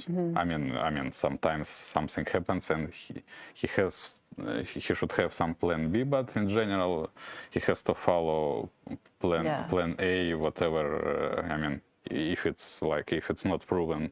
Yeah. And did you ever have to convince him to choose? It was not that easy. So yeah, I mean, okay, very difficult. I mean, to conclude. Like you remember that Boris was actually very close to win the match because he was ahead. In the classical part. Then during the tiebreak, okay, he had like, I mean, most of the games he was either much better or winning. Okay, but happens, yes. He lost. Maybe, I mean, I don't know, yes, very difficult to judge. But maybe because he was not so flexible. But again, he played against one of the greatest players of the history of the game. Yeah. I think it's anyway very good result overall, like to be on the same level. And talking of one of the greatest players in the history of the game, you also collaborated with Magnus Carlsen. Maybe you can tell us about how that came about, what the training looked like. Yeah, sure, but it was not so, I mean, not so substantial work. I mean, comparing to what we did with Boris, because I was involved only during the match against Vishy, the first one. When he became the champion. So we have a move, by the way. 94 played? Yeah. So far the players are following the game that we showed. Hrant Melkuman against Ante Saric. Okay. Armenian Grandmaster Melkuman, very well prepared. And ended up winning that game. This makes a lot of sense, right? 94. Yeah. D6 is often, after the bishops disappear, D6 is a launch pad. Like keeping the tension, yeah, looking good, yeah. Yeah. Yeah, and in that game, knight f6 was played, but we will wait and see maybe whether Gukesh plays that move.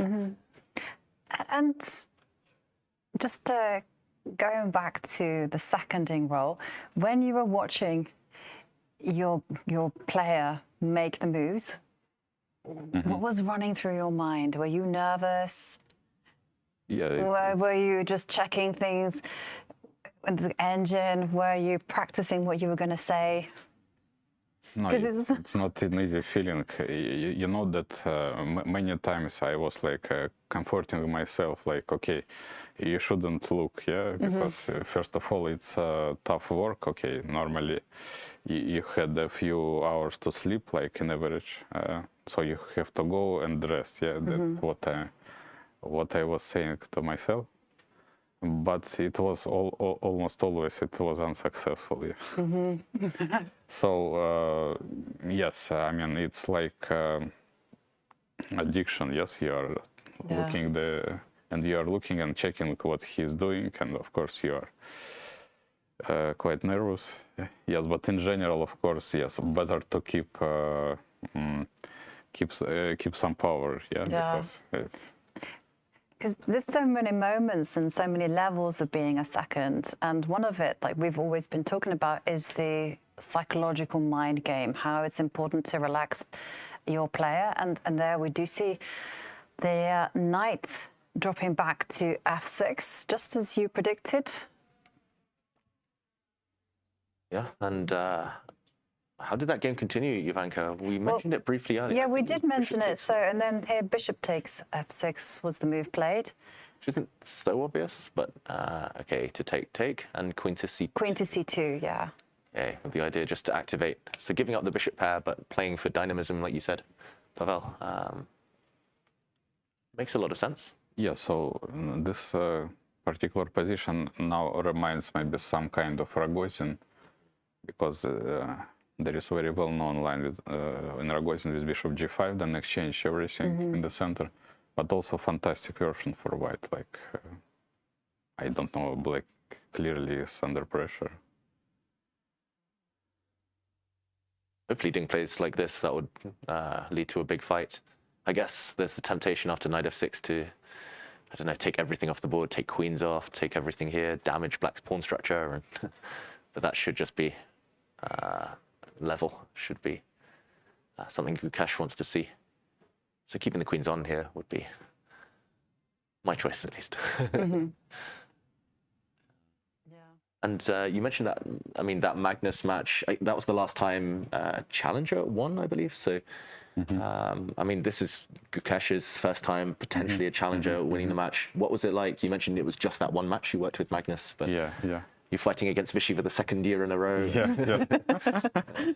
Yes, maybe it was actually the idea. Yes, Magnus invited me because I had already experience to work against. And yeah, so what I can say honestly that I mean I remember that maybe you remember also that it was some like some swap of seconds, like Peter Heine was like seconding Vishen, then Magnus, and then he was like he left both, and then he joined it again, Magnus, at some point later on. So I think it was like Magnus maybe was not really well prepared at this point, because I remember, if you will recollect some games, at the beginning, I think he was a little bit nervous and he had some troubles in the beginning, because we analyzed some Caracan and then he mixed up very early something, and then he switched the opening very quickly, and also he was in troubles in some white game, so I was a little bit nervous also, but then he found a proper opening, like he started to play Berlin, he was very comfortable with Berlin, and then he started to put some pressure also with white, and then in the second part of the match, that's how he find his game, his play, and then he won very convincingly. Yeah. And what was your role in the team? Were you designated to say, for instance, the Berlin? Were you responsible for the black openings? Yes, actually, something like that. So indeed, he played Caracan, so it was also my part first to show some new opening. Then he tried Caracan, and we decided to switch to Berlin.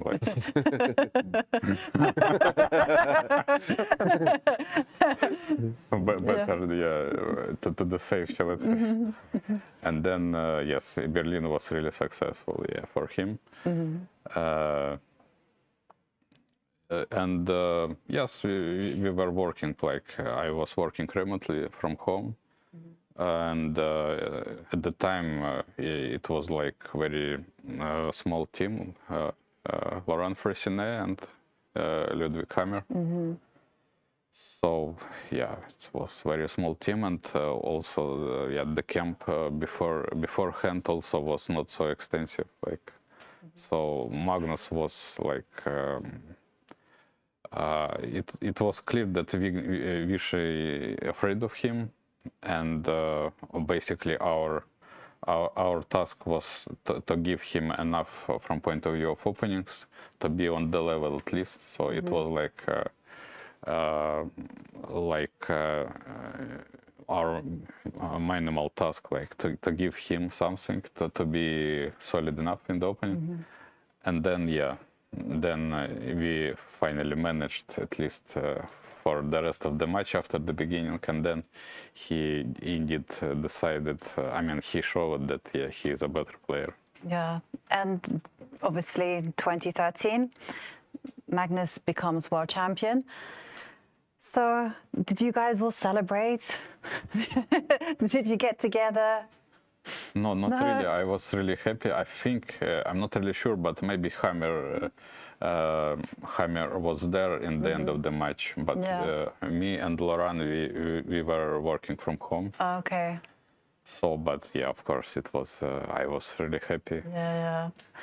And yeah, Pavel, you've got a great track record as a coach. What would you say? What's your approach to helping others, to training? How do you study chess? Is it a lot computer-based? Is it practical-based? Maybe you can tell us more. Yeah, it's a good question. First of all, yeah, seconding and coaching, it's actually two different things. Because yeah, seconding, it's like you have some part, yes, some special tasks, and you are doing something special. Yes, for instance, with Boris, yes, I was normally, I concentrated in Sicilian for black. Yes, for Magnus it was more flexible, because he was unsure also what he's going to do during the match. But Boris was, of course, yes, like, it was like extensive work with Boris, like at least half year ahead we started. Yes, and in general, when I'm coaching, yes, I have some students now. I'm doing some coaching. Yeah, so I'm trying to improve weaknesses, first of all, because normally I'm trying to work with youngsters, and my approach was to identify weaknesses, and I'm trying to I'm trying to work not only on openings, because yes, of course, it's yes, we can actually discuss some moves, because there are a lot of some trades happening. Have happened. Yes. Yeah. The Hoover, the vacuum cleaners out, pieces are disappearing. What do we think about these moves? Some pieces have been traded off, but does White still preserve their advantage? I mean, definitely some minimal advantage, but again, what we are experiencing, that Ding Liren is looking for a very small but like absolutely risk-free way. So he is very happy to play without strongest pieces. Yeah, but to me, this approach, what we discussed, I mean, it looked like much more interesting and ambitious one, like yeah, to keep queens. So just to recap for everyone at home, those moves came in. Knight takes knight was played. We were looking at bishop takes, so giving up the bishop pair, which maybe is what he was reluctant to do. A little bit of risk for the long term, but to keep the queens on and just throw the rooks towards the center, try and bring a knight in. Maybe some ideas of knight to g5 later with some attack. But no, he wanted the queens off, Ding. Knight takes knight, and this is the current position. Bishop takes would keep the pawn structure intact. Rook takes d8 would at least get the rook on the open file, but this pawn structure, okay, not for everyone, but probably not a big issue. And also not so big issue indeed, but he can play, yes. He also play bishop takes. Can play this, but then bishop f4 on agenda, maybe. Yeah. White will get the d file quicker. Yeah, I'm not sure what I would choose for black. Maybe to exchange pair of bishops. The rook takes, yeah. It's like going into one of those Norwegian homes, Jovanka, where there's just barely any furniture. It's just minimalism. Minimalism. It's a tiny advantage. But, yeah, this is exactly, yes, what's going on. Maybe he should be your new collaboration. You know, minimalist chess. Well, it's called Endgame, isn't it? I mean, yeah, it's the endgame, but it's a very symmetrical endgame. And rather than go for an attack in the middle game, why bother? Why just clean house and. Yeah, well, so it's an interesting scenario though, because this match has been very human-like, because we've seen the strengths of both Gukesh and Ding and their weaknesses as well. We've seen Ding, he's not wanted to push massively hard for an advantage, perhaps he's lacking in confidence, perhaps he just can't handle the tension. For Gukesh, we've seen it's the reverse. He's really ambitious. We rejected draws, and I remember everyone was shocked when that happened. But also, he keeps going for the most principled and the most forcing approach. So, what do you make of this? Is this something that, as a second, you will try to use to your advantage? Yeah, surely, because yes, I mean, understandably now it's very difficult to get out of the opening something. So basically, I mean, the main task for the second to find some certain positions where the opponent will be not so comfortable. Like this is, I think, this is the best scenario for Ding Liren today. I don't know. I believe still that Gukesh will be able to hold, but it's clearly that he's suffering. You see that, okay, Ding Liren was ahead on time, also first time in the match, I guess. Now it's already, other way around a little bit. But yeah, this is a good job for seconds of Ding for sure now. Yeah. Because, Have you played against either of these two players recently, Pavel? Yes, I played very recently. I played against Gukesh. It was European Club Cup. I played with White. Gukesh in general, didn't play so well in the tournament. I think he dropped some points. I remember, I think he lost to Andrei in one game, and we drew against him. I was White. Yes, by the way, okay, I thought that actually I managed to get a little bit better position, and I was quite ambitious, but maybe I overestimated a little bit my chances, and then I was forced to make some precise moves in order to make a draw with White, but I managed to make a draw. Yes, it was. Yes, before we played 1 year ago also. Yeah. And what's it like facing him? Do you feel, do you feel he's intimidating? Like a lot of people in the build-up were saying, Gukesh has the star factor. He's deadly focused. Did you also get that impression that he's full of concentration? Do you know, like when you played Garry Kasparov? Yeah. When he was at his peak, you felt like this was intense, or this was a person that wanted to kill you. Unfortunately, never played against Garry because he retired. Yes, long before I became like a strong grandmaster. Yeah. And so I can't really compare, but from what I know, from what I feel, it's a little bit different of energy, a little bit different energy, because what I feel, yes, Gukesh is really concentrated, and he's of course very much confident. He seems like he's fearless also.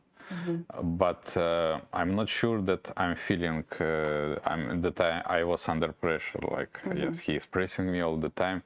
I mean, over the board, of course, he was like playing very well. I mean, also in our last game, I mean, he was. I was facing some unpleasant moments, but in general. Let's say when I was playing against Magnus, I mean, probably like it's my bad experience also against Magnus, because I had the horrible score in classical 6-0. I mean, maybe I felt something different.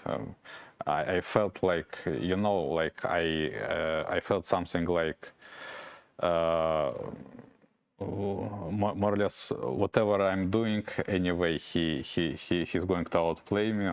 Maybe I was wrong in my approach, because also he said in one interview about myself after some of our games that he likes to play against me, because normally I'm very ambitious. Like I'm trying to, if I'm feeling that I can do something more than just to make a draw, I will go for it. So that's what he said, that he likes when his opponents are giving the chances.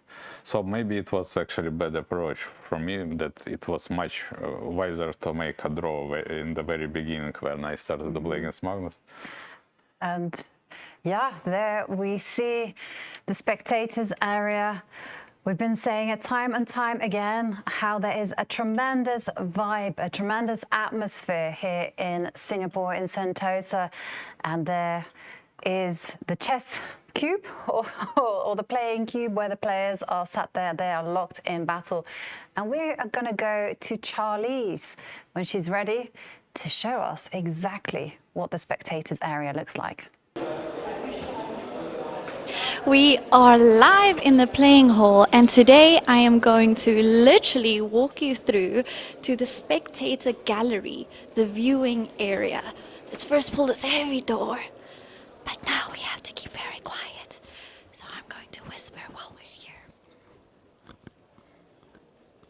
This is where our eager fans come to watch the match. As you can see, we've got the fish tank behind me. You can see the players.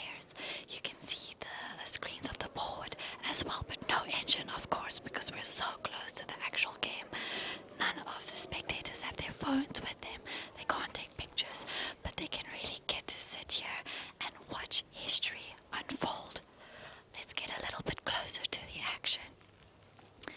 In the front, we've got the VIP seating. I'm going to take you there. This is really a cool place to not just be watching, standing and watching a chess game with the engine is one thing, but actually seeing the players thinking. You can see photos, you can see videos, but experiencing it in person is very different. So don't mind me. I'm going to sit here and enjoy that for a bit while we go back to the studio.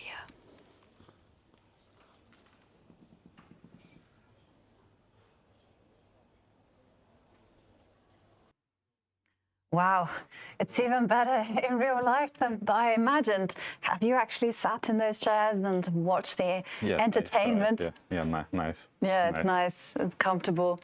Yeah, and is this the first time as a spectator in a World Championship match? As a spectator, probably yes. Yeah.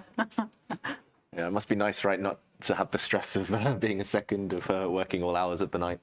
Yeah, by the way, I'm recollecting I was in London, yes, for one day. Yeah, that's only, besides this case, yes, only. 2018, Carlsen against Caruana. In the meantime, we've had a few moves. So just a quick action replay. We left it after queen takes queen. Eventually, after a bit of thought, Gukesh took with his rook, as we predicted. This does allow a breaking of the black pawn structure, but doubled pawns at the moment aren't the biggest weakness. At least it's hard for white to attack them with so many pieces off the board. Challenge for the d-file now, which is blocked. Finally, the problem piece, the problem child there moves. The black bishop getting out, and after Ding improves his other rook, the bishop drops back, anticipating a trade of rooks in the center. The black king as well, very quick to come. Do you see any danger here, Pavel, in the near future, at least for Gukesh? I think white has very small but stable because of the stable plus, because of the weaknesses. H7 pawn is, let's say, as they say, it's island. Yes, black has like 3 islands against 2 islands and doublet pawns also. So normally it's not sufficient to win the game, but white can try for long, maybe g4 at some point, trying to fix some weaknesses. Bishop on c4 misplaced also, so bishop will go back almost for sure. Yeah, so something like that. So basically, whatever black is doing, it will be very small plus for white. I have a question for both of you. As black, Ding has already answered the question. I was going to ask the question actually. As black, as a defender, what pieces do you want to trade off? So say for instance, rook takes rook and white goes rook to, okay, where you can't get it, where a situation where all the rooks have come off the board. Is that something you'd be aiming for as a defender? I mean, what are the signposts that tell you trade one set of rooks, but you don't trade them both? Oh, it's difficult. Yeah, difficult question. Very good question. Yeah. Good question, yeah, but difficult. I mean, I guess you got to see far into the future. With black, you have to be 100% sure that white can't, for example, start a race, and maybe the white king later goes up towards these pawns, for example. Yeah, exactly. What is certain for sure? I mean, if black will be able to exchange everything besides bishops, I think it's very easy draw. So if knights come off, that should be draw. Yeah, knights, I think keeping pair of knights is quite important here. Because, yeah,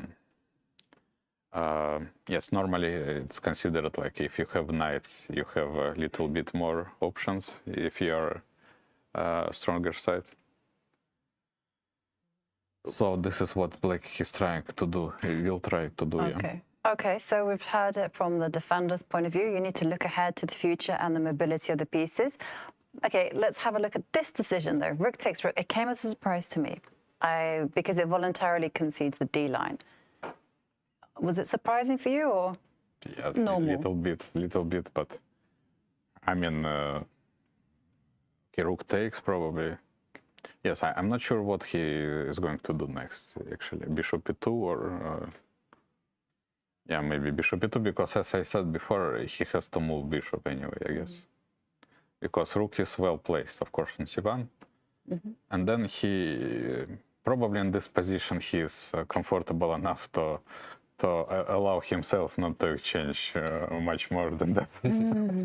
So I think he is completely risk-free, and then he can improve his position slowly, but maybe let's say here f5, black is going to play. Maybe it's also in black's favor. So I would be happy to fix with g4. But g4, knight e5, then should be just equal, I guess. And I mean, talking of getting knights off the board, even after bishop to e2, can black try to force these pieces off the board? Yeah. Try and come in. Good question.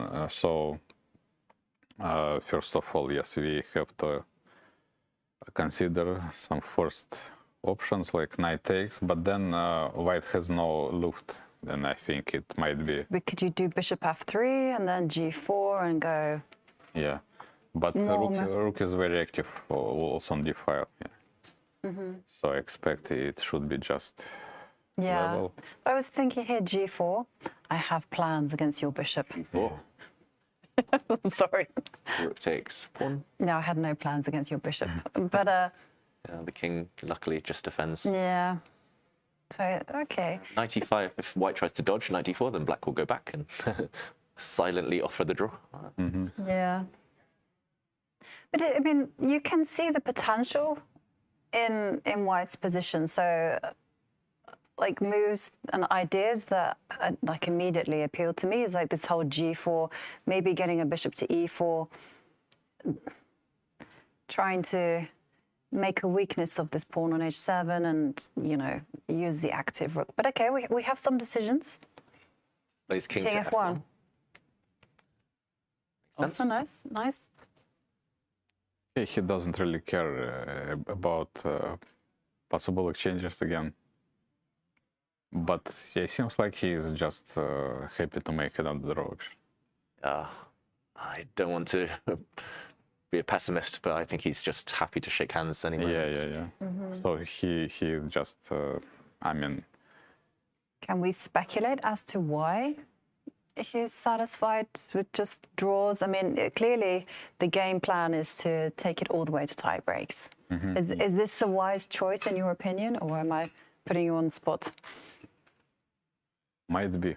I mean, even for Magnus, we know that he I mean, at least in few of his matches, he was really tempted to play tiebreaks, and from the history, and then we know that it was a great decision. But yes, we cannot judge beforehand. Of course, we don't really know what's going on inside before the game. Yeah, in both camps. Yeah. And you've had experience now seconding many players, like also Maria Muzicic, former Women's World Champion. In your experience, do the players get more nervous as the match gets closer and closer to the finish? It depends. It depends on personality. As I said before, Magnus was much more confident in the second part of the match, and Boris. It's difficult to say. I mean, what I can recall, he was really nervous when he won the game. Like it was like some exceptional situation. He didn't really expect by heart that okay he will be in the lead, and it was really uncomfortable, very strangely enough, uncomfortable situation. And I remember when he lost the game just after, he was like calmed down. Like I saw his face, and he was like, everything is fine, and much goes on like it should be, like something like that. So it might be. I mean, you can't really predict what's going on again, because it might be. I mean, very different. Yeah, and for Maria, when I was seconding Maria, also it was very interesting experience, because I mean it was absolutely clear it's Maria a huge underdog, and what we tried to do it's we tried to get we tried to unsettle Hou Yifan, tried to get something maybe more irrational position, some more irrational play, trying to put her under pressure. And yes, in the first part of the match, it was also, I mean, our plan actually worked pretty well, because, okay, it was level, and then she lost one game, and then she was winning also, and then unfortunately, yes, he lost another one, so then it was basically over. Well, it's fascinating to hear the match strategies and different types of players. You had the underdog, you had a closely contested, and then of course you had the confident young person who became world champion. So can I go back to the game and ask you, are we expecting a clear-cut draw? I mean, Black doesn't have to do anything. Black can just play like King F8, King E7, just mimic White. But what if Black tries to get the knights off the board? We mentioned that would guide the game towards safety, probably. Because now you can't really avoid the knight trade, right? Like knight to D4 would be a huge blunder, because after capture, Black could play E5, and whoops, the knight has to move, and the Black bishop will come out to B5. So, okay, I'm a trickster, so of course that won't happen. But if the knights come off, then the Black bishop at least will get C6 as a square. Looks quite solid. You could play like King to E2, Bishop C6, and now your G4 move, Jovanka, but I don't really see this going anywhere.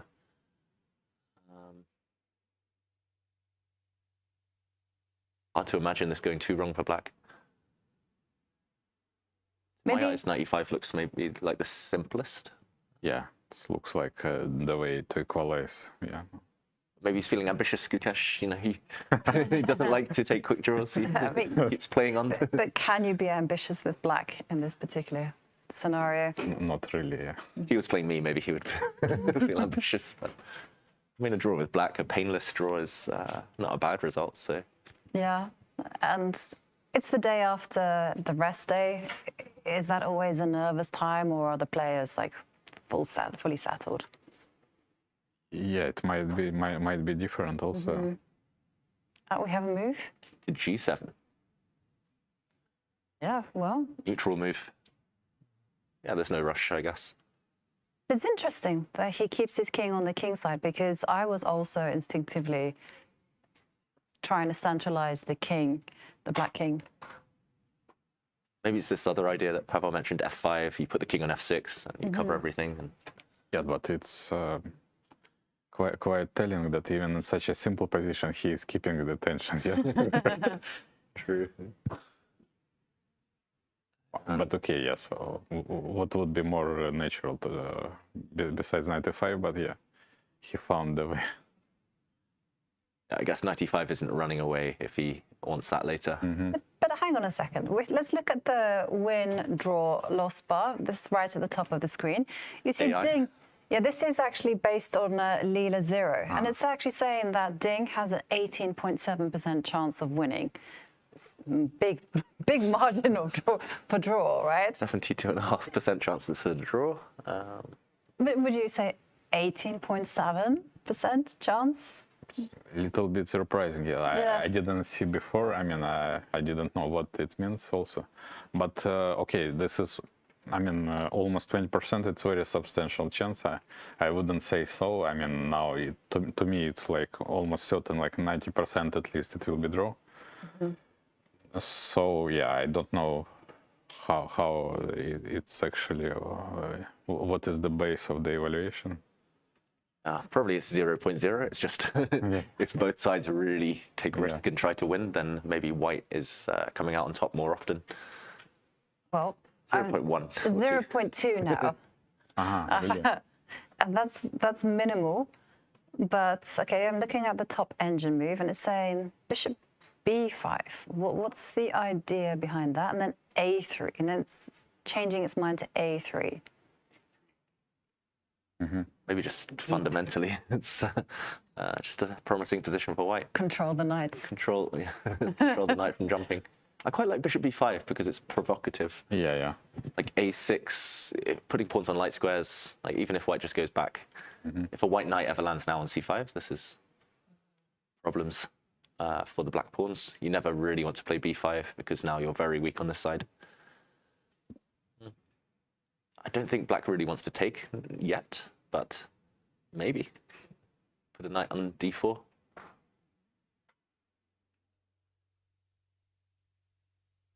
That's interesting.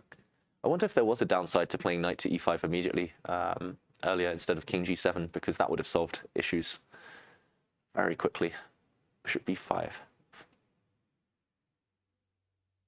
So then you would just step up with the white king to e2, and then the knight would just go about its merry way to c5. I like, well, maybe not, but not immediately. Not immediately, yeah. Just in case there are any knight checks. Yeah. And some bishop takes bishop, but yeah, I quite like bishop b5. Like, you're not risking anything ever, really, so why not just tickle the knight and say, okay, you have to make a decision at least. And now knight e5 at least is not possible, or not advisable, because rook takes rook and you come in. Yeah, you can take the knights off, but then you get in anyway. And well, that's nice for white. Also, f5 becomes less appealing somehow if there's a potential knight versus bishop, because then all your pawns are fixed on light squares. See, are we saying white has the more pleasant position? Yeah, still, of course, clearly more pleasant position, but I mean, I don't really understand what was wrong with knight e5. Okay, maybe we will see it later, but I'm not sure, because now actually it's decision time for Ding Liren, because he can continue with some like more or less, let's say, careless play like king e1, maybe exactly what he wanted to play, but again, then knight e5 very much possible. And the question is, in general, king b1 is not really changing the trend. The point is what he gonna do next. I mean, what is the plan for white? Because k3 is very logical, yeah. And a3, of course, I would say that it's more useful move than king g7. But anyway, the question is the same, yes. What after knight e5? How to continue? Bishop e2, most likely. I would suggest bishop e2.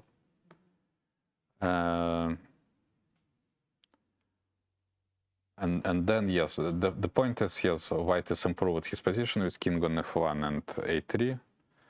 And I'm not really sure what black is going to do with king on g7, because it doesn't really change much. So because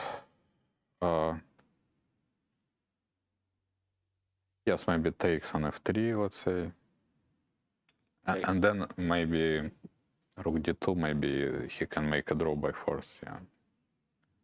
Before. Yes, and then he has some check on b5 also. So yeah, the question remained the same. Yeah, what he gonna do after knight e5? Feels like it should end in a draw if black wants some perpetual check now. So still within the drawing margins, but Ding, okay, keeping the tension alive. Gukesh maybe still with one or two small questions to answer. Yes. Well, it is decision time, as you say, Pavel, whether Gukesh will find the clearest path to equality to the draw, or whether Ding will decide to press. Thank you very much for joining us in the studio and sharing with us your insights and your stories. It's been a whole lot of fun. The hour just passed by like it was nothing. But we are going to go on a short break. And as we go into the break, well, Singapore is famous for its cuisine. And Charlie's and Eric Rosen, they went and tried some of the local dishes. So enjoy. So today we are doing something very exciting. We are at the ABC Food Center. I'm joined by Eric Rosen, and we are going to try local Singaporean dishes. I'm very excited. I'm also very hungry. So yeah, look what we have in front of us. I'm already like smelling the blend of aromas, and everything looks really, really appetizing. It looks amazing. Let's get into it. Awesome. You know what brought me to Singapore? What? Not just the chess match, also the food. Ooh, well, let's try some of it out.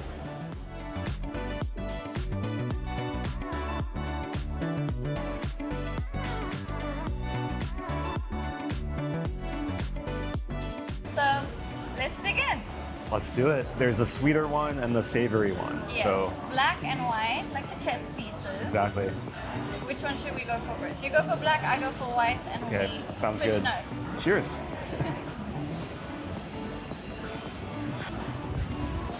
That's really good. How do you like yours? It doesn't taste like carrots at all. It's amazing though. But it's really nice texture. Really good. Okay, we switch. Sounds good.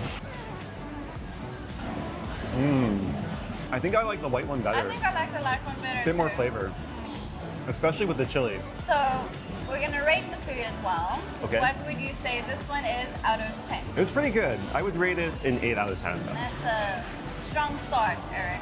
And I will say I agree with you. So here we have the Hokkien mee, which I'll just swap in. You want to do the honors for first bite? Sure. I'm not super comfortable using chopsticks, but I'll do my best.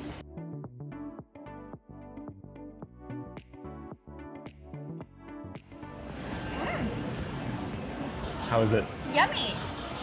It is yummy. That's very nice. I don't even like seafood. But this is very good. For me, this is a 7 out of 10. And this is a 7.5 out of 10 for me.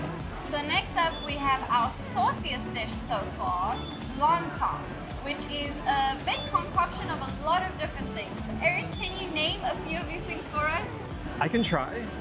This is bean curd. There's some cabbage here. There's an egg here. I know we have veggies. You said cabbage, right? Yeah. Long beans, and then this compressed rice. I don't know which one I'm going to take first, but let's dig in. The sauce looks amazing, so whatever we do, we got to try the sauce with it.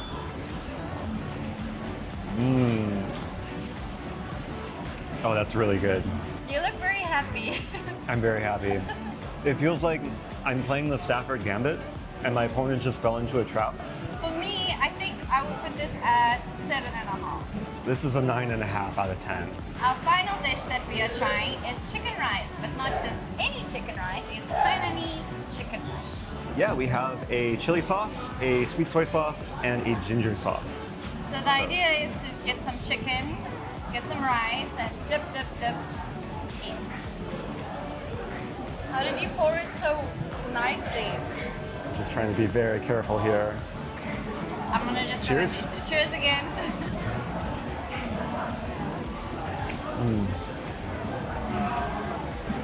This is some of the best chicken rice I've ever had. So I'm gonna give this one a 9 out of 10. I'm giving it a 10 out of 10. Ooh. It's a party in my mouth. I'm still tasting all the flavors. So this was a lot of food, a lot of good food. I'm getting really full. But we still have to leave some space for desserts. Oh, what kind of dessert? You'll have to wait and see. And here we are at Ding Liren, about to try. The world's smelliest fruits. Now, Eric, you've had this before. Once before, it was not the best experience, so I'm hoping this one will be a bit better. Are you ready? No. Ow, ow, it's pointy on my fingers. You kind of like dissect it. You just grab it? This one. Wow. It looks very wrinkly. I feel like this fruit wants to attack me. Let's do it.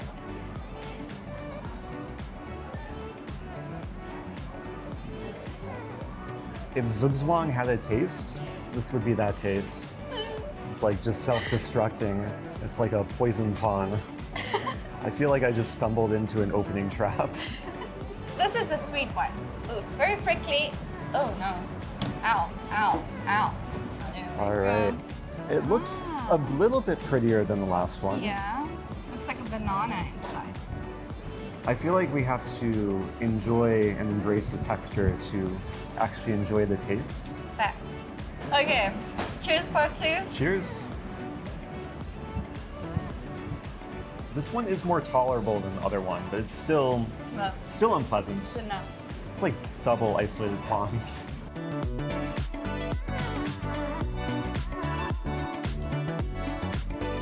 And there you have it. We had such a wonderful time exploring Singaporean culture and food. Thank you, Eric, so much for joining me here today. And thanks for taking me along with. I enjoyed it. I think it's time to rest and go into a food coma. An exciting day. Now let's get back to the exciting chess.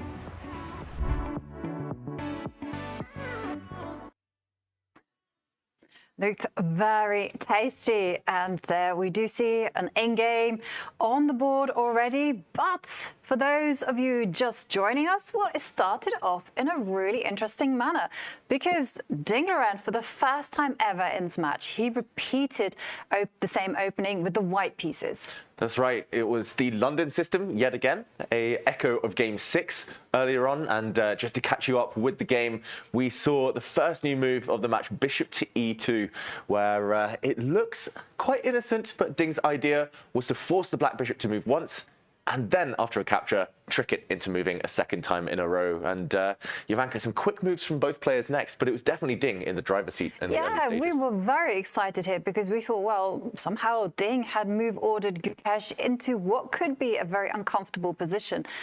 But it was here that decisions were made. And after a very long think in an almost symmetrical position, Gukesh decided to go after Ding's strong dark squared bishop. He brought his knight to h5, and this initiated a bunch of exchanges as we got the vacuum cleaner out. The pieces started getting cleaned up off the board. Bishop to g5, keeping that bishop, attacking the black queen, was met by a retreat. And Ding here, first keeping the tension by bringing his knight over, but suddenly this is where the trades began. Yeah, so we were anticipating maybe going bishop takes knight, but as David, you mentioned, well, everything started, well, not everything, but nearly everything started leaving the board. First, knights disappeared with a check, then queens were traded. Gukesh prioritizing here, controlling the open file rather than his pawn structure. So we saw the bishop disappear. The only difference between the two sides now is essentially this fractured pawn structure. Doubled f pawns, an isolated h pawn might become relevant a bit later. But here, the rooks disappeared as well, as Ding here very eager to break the tension. And to catch up with the current position, it is here. Ding has just retreated his bishop back to e2. Chances look roughly level. It's deep in the endgame now, Jovanka, and ultimately it's going to be about whether the players can fight on. And whether they want to fight on as well, especially for Ding, because Ding, you feel, has a small advantage. He has more potential with his pieces. So, for instance, the Black King can't just like dance around in the middle, put itself on e7, because a white rook could lift up to c4 and start traversing around the whole board. So it's really a question whether Ding wants to be in that grinding mentality where he's thinking, how can I nurture those small advantages? Or whether he's simply thinking, I'm one step closer to getting to tie breaks. Yeah, or maybe he has forgotten that the world champion no longer gets drawing rights. You know, a drawn match, you do not retain your title. No, of course, tie breaks getting imminent. There's kind of this shadow on the horizon, just something there which I think is influencing his match strategy. But yeah, big questions about whether Gukesh is ever able to trade off knights. If the knights ever disappear, we've come to the conclusion that drawing chances increase for Black, winning chances decrease for Ding. And yeah, Pavel Elyanov said, yeah, it's probably heading towards a draw, but for now, it's Ding with slightly the more favorable position, slightly less risk. Maybe he can push pawns on the queen side to kick away this knight in order to enter with the white rook. Also, just on the queen side, sorry, on the king side even, white has full stability. These black pawns are, I don't know, they just don't control the dart squares. Yeah. It could end up bishop versus knight scenario, and I think either imbalance there, white with the bishop, black versus the knight with the knight, or vice versa, would maybe favor Ding. Totally. And again, it all depends on the mentality here, because there are ways for white to play on. As you've indicated, there's some weaknesses to target on h7. And the plan that I cannot shake is one that you demonstrated earlier, which is transferring the knight from f3 to c5, just so that it can harass the b7 pawn. Yeah, and there are various paths to get there. The easiest would be to drop back to d2, b3, c5. The one question is whether black will ever just play a pawn to b6 to control that square. That's why I really like this idea earlier of white's bishop actually going to b5, provoking a6, and then dropping back where it came from. If the black pawn were on a6, these two would be really inflexible, and white knight would pretty much just hunt them down. No control over the dark squares there, but while the pawn's on a7, pawn could happily step forward to b6 as well. And for Gukesh, it's his move. You sense that as black, that you are very close to the draw, but you still got to get there. Yeah, it's frustrating. It will be for Gukesh. It's frustrating. It will be a test of his patience, of his just general feel of these types of positions. We've rarely seen a game where it's kind of not that much going on, but you still have to be accurate. Often the games that have been decided before move 40, or where it's clear what's going to happen before move 40 at least, it's 100% guaranteed it's going to be a draw here. I would say it's 73.9%. Exactly. I was going to say it's roughly what Lila Zero is telling us, but there are still some pitfalls. 10% winning chances for black feels slightly on the generous side, but yeah, this is one idea. I mean, even just planting the rook on c5, asking for b6, then stepping back and having argued that you've loosened black's pieces. That's one idea. Knight round to c5 is another. h3, g4 sometimes. Yes, it undoubles the black pawns, but it might be easier to get to the black h pawn later. Yeah, but the h7 pawn really is a straggler. I mean, I love your idea of h3, g4. Like, the more that we're kind of like diving into the position, the more feels like white could be using all of those plans to their advantage. You know, maybe going b4, maybe going knight d2, knight b3, h3, g4. And black has to be precise. Now, if you were Gukesh, David, as the expert grinder, how would you go about killing the position as effortlessly as possible? Well, actually, there is one chapter in my book about grinding where it's talking about how to fight against grinders, players who like to sit there for 6 hours and tire the opponents out, and actually grinding them down. That's their least favorite thing, because they want to be on the kind of aggressor side. They want to be the one asking the questions with the long-term advantages. So actually taking the long-term advantage, like here, white has a slightly better pawn structure. It's not much. White has a slightly better bishop. But taking these small things and then just sitting on them. Often those who like to torture the opponent don't like to be tortured themselves. Okay. So, yeah, I mean, it's very hard. I would argue you don't rush here. You don't play like e5. You don't get impatient because you could only worsen your position. I would just try to set up the barricades. Put rook on d6, pawn on h6, pawn on b6. No weaknesses, no entry squares. You've answered my question. I took the long way around, How to frustrate the grinder. Because there's nothing worse, right? Mm-hmm. You get to an endgame like this, against, say you're playing David Howell, right? And you can just sense the joy on his face, and he's settling himself in full focus mode. Yeah. And you're like, no. Not again. Not again. Goodbye, dinner. Exactly. So, I mean, so now you know you don't commit. You don't make anything that, you don't make any kind of compromising choices like e5.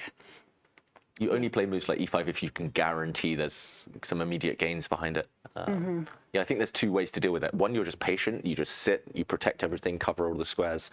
Or you force play, because grinders don't like it when they have to sit and suddenly calculate, and the game might fizzle out immediately. That's like the worst nightmare. It's like, oh no, the pressure I had is gone like that.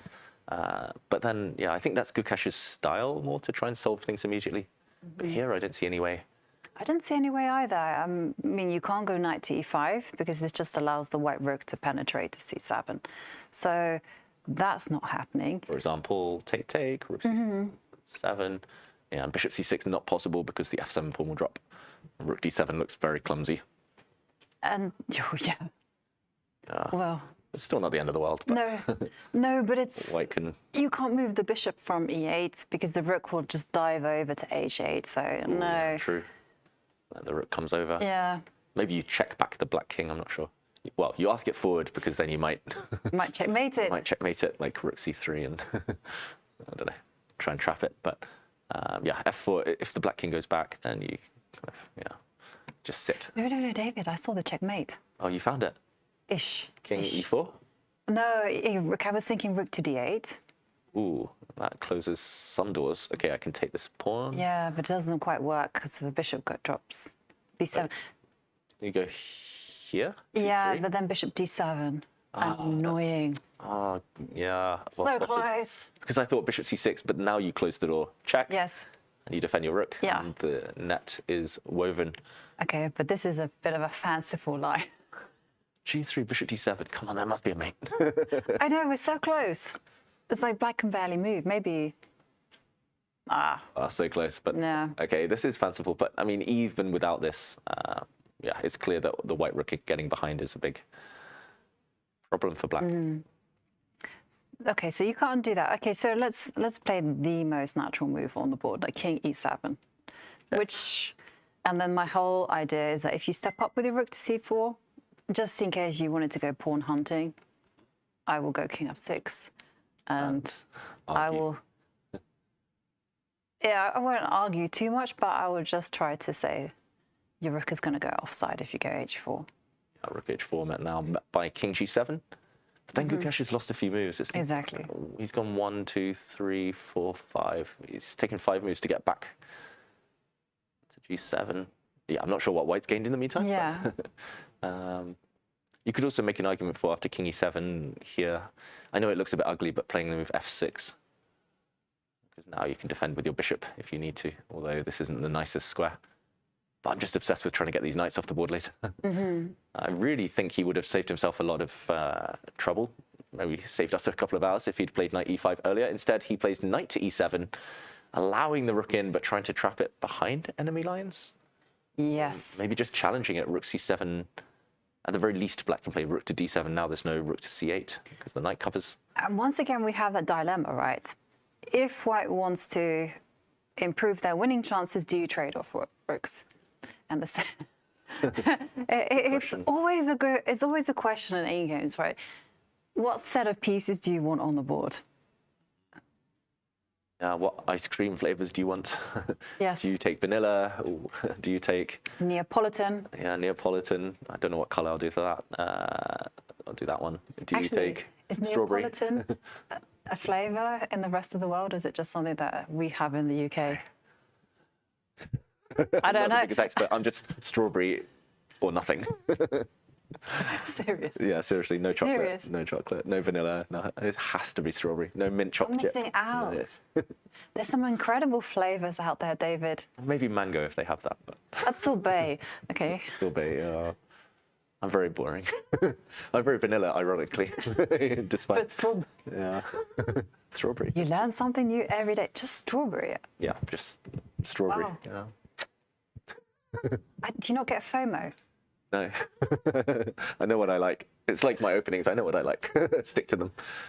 Till see through Sicilian till death do us part. Okay. Interestingly enough, I feel in life I need to have as much choice as possible in everything I do, except chess. Yeah. Like if you go e4, I will almost always answer that with c6. Mm. Interesting. Some players predictable, some are not. That's the beauty of chess, right? You can do it your own way. There's no right or wrong. Yeah, this position, in terms of which pieces, sorry for distracting you with the ice cream flavors, in terms of which flavors we want on the board, it's hard. I would say rooks off the board is fine for white, as long as the white king can get into the position somehow. You want to start advancing the king. I would say knights off the board with or without rooks is a draw, as long as white's rook cannot enter. Bishops off the board, still anyone's game. Knights, if it's just knights remaining or rooks and knights, I think that's the trickiest in terms of winning chances for both sides. I think, I think black, despite the fact his bishop is bad here, Gukesh, he wouldn't rush necessarily to trade the bishops off. And it's just harder to control squares. Yeah. Well, also, I'm just thinking, if white does nothing, black is going to go bishop c6, bishop d5, put the knight back on c6 and go, haha, progress. Yeah. It might be symbolic. But any progress feels like a massive gain in these types of positions. Again, that's the grinder's manifesto. Any small progress, even if it doesn't change the evaluation, feels like a minor victory. And I think you said it in your book, right? Like, so when you first get an endgame like this, it might be like 30 ways to draw. But what you want to do as a grinder is to take them to positions where suddenly the choice becomes 10 moves to draw. And then finally at the end, there's only maybe 2 moves that will draw. Yeah, and often by then, the opponent's in the mindset that anything's fine, there's no difference between moves. Suddenly you give them a narrow path, and they might not be able to adapt to the new circumstances. Yeah, I do like Gukesh's last move. It's very much, again, his style. He doesn't want to just sit and do nothing, even though that would be totally fine as well. He wants to force the issue. And Ding, meanwhile, seems to be verifying variations by staring down Gukesh. Percentage has jumped up to 17% chance of winning. I was going to say G3 might be my choice, Jovanka. This is based on one of the variations you mentioned. Black's next move might have been bishop to c6, but now if he brings the bishop out, the white knight jumps into d4. Suddenly there's nothing hanging on g2. There's no pawn there. And if the black bishop moves, then the white rook enters. No immediate threats, but slightly uncomfortable for black. I do agree this bishop is very strong, but now the black knight struggles to get into the game. And the h7 pawn is such a weakness, because you would love to go h5, h4, get it off the board. But I don't know, as someone who likes to push pawns, it irritates me that such a thing is not available to me.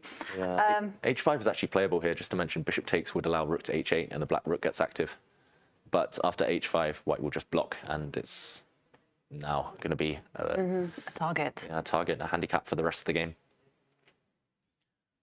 So yeah, bishop c6 slightly less tempting now that white can happily plant a knight into the center.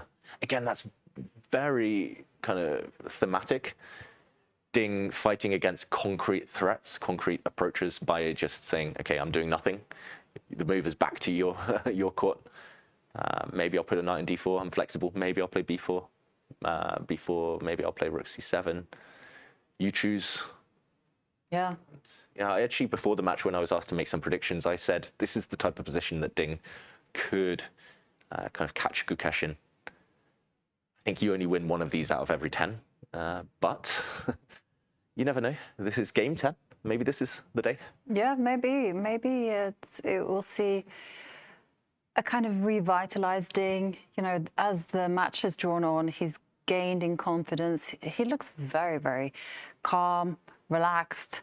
He's been in this situation before, and why not press for minimal risk? Yeah. And this is the type of position they say experience does count.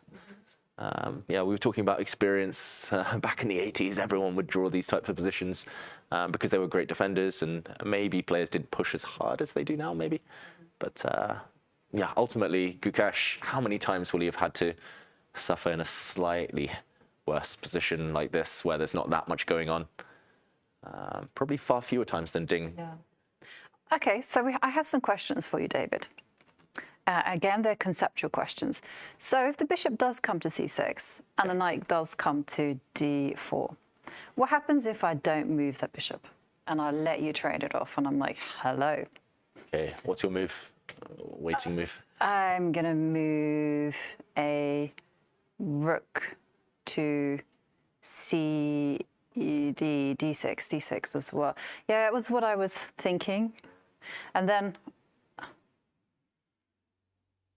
if you go knight takes bishop. Knight takes? Yeah, I'll go knight takes. Ideally, white wants the bishop on f3 now, but now you can meet it with knight to e5, which is a bit annoying.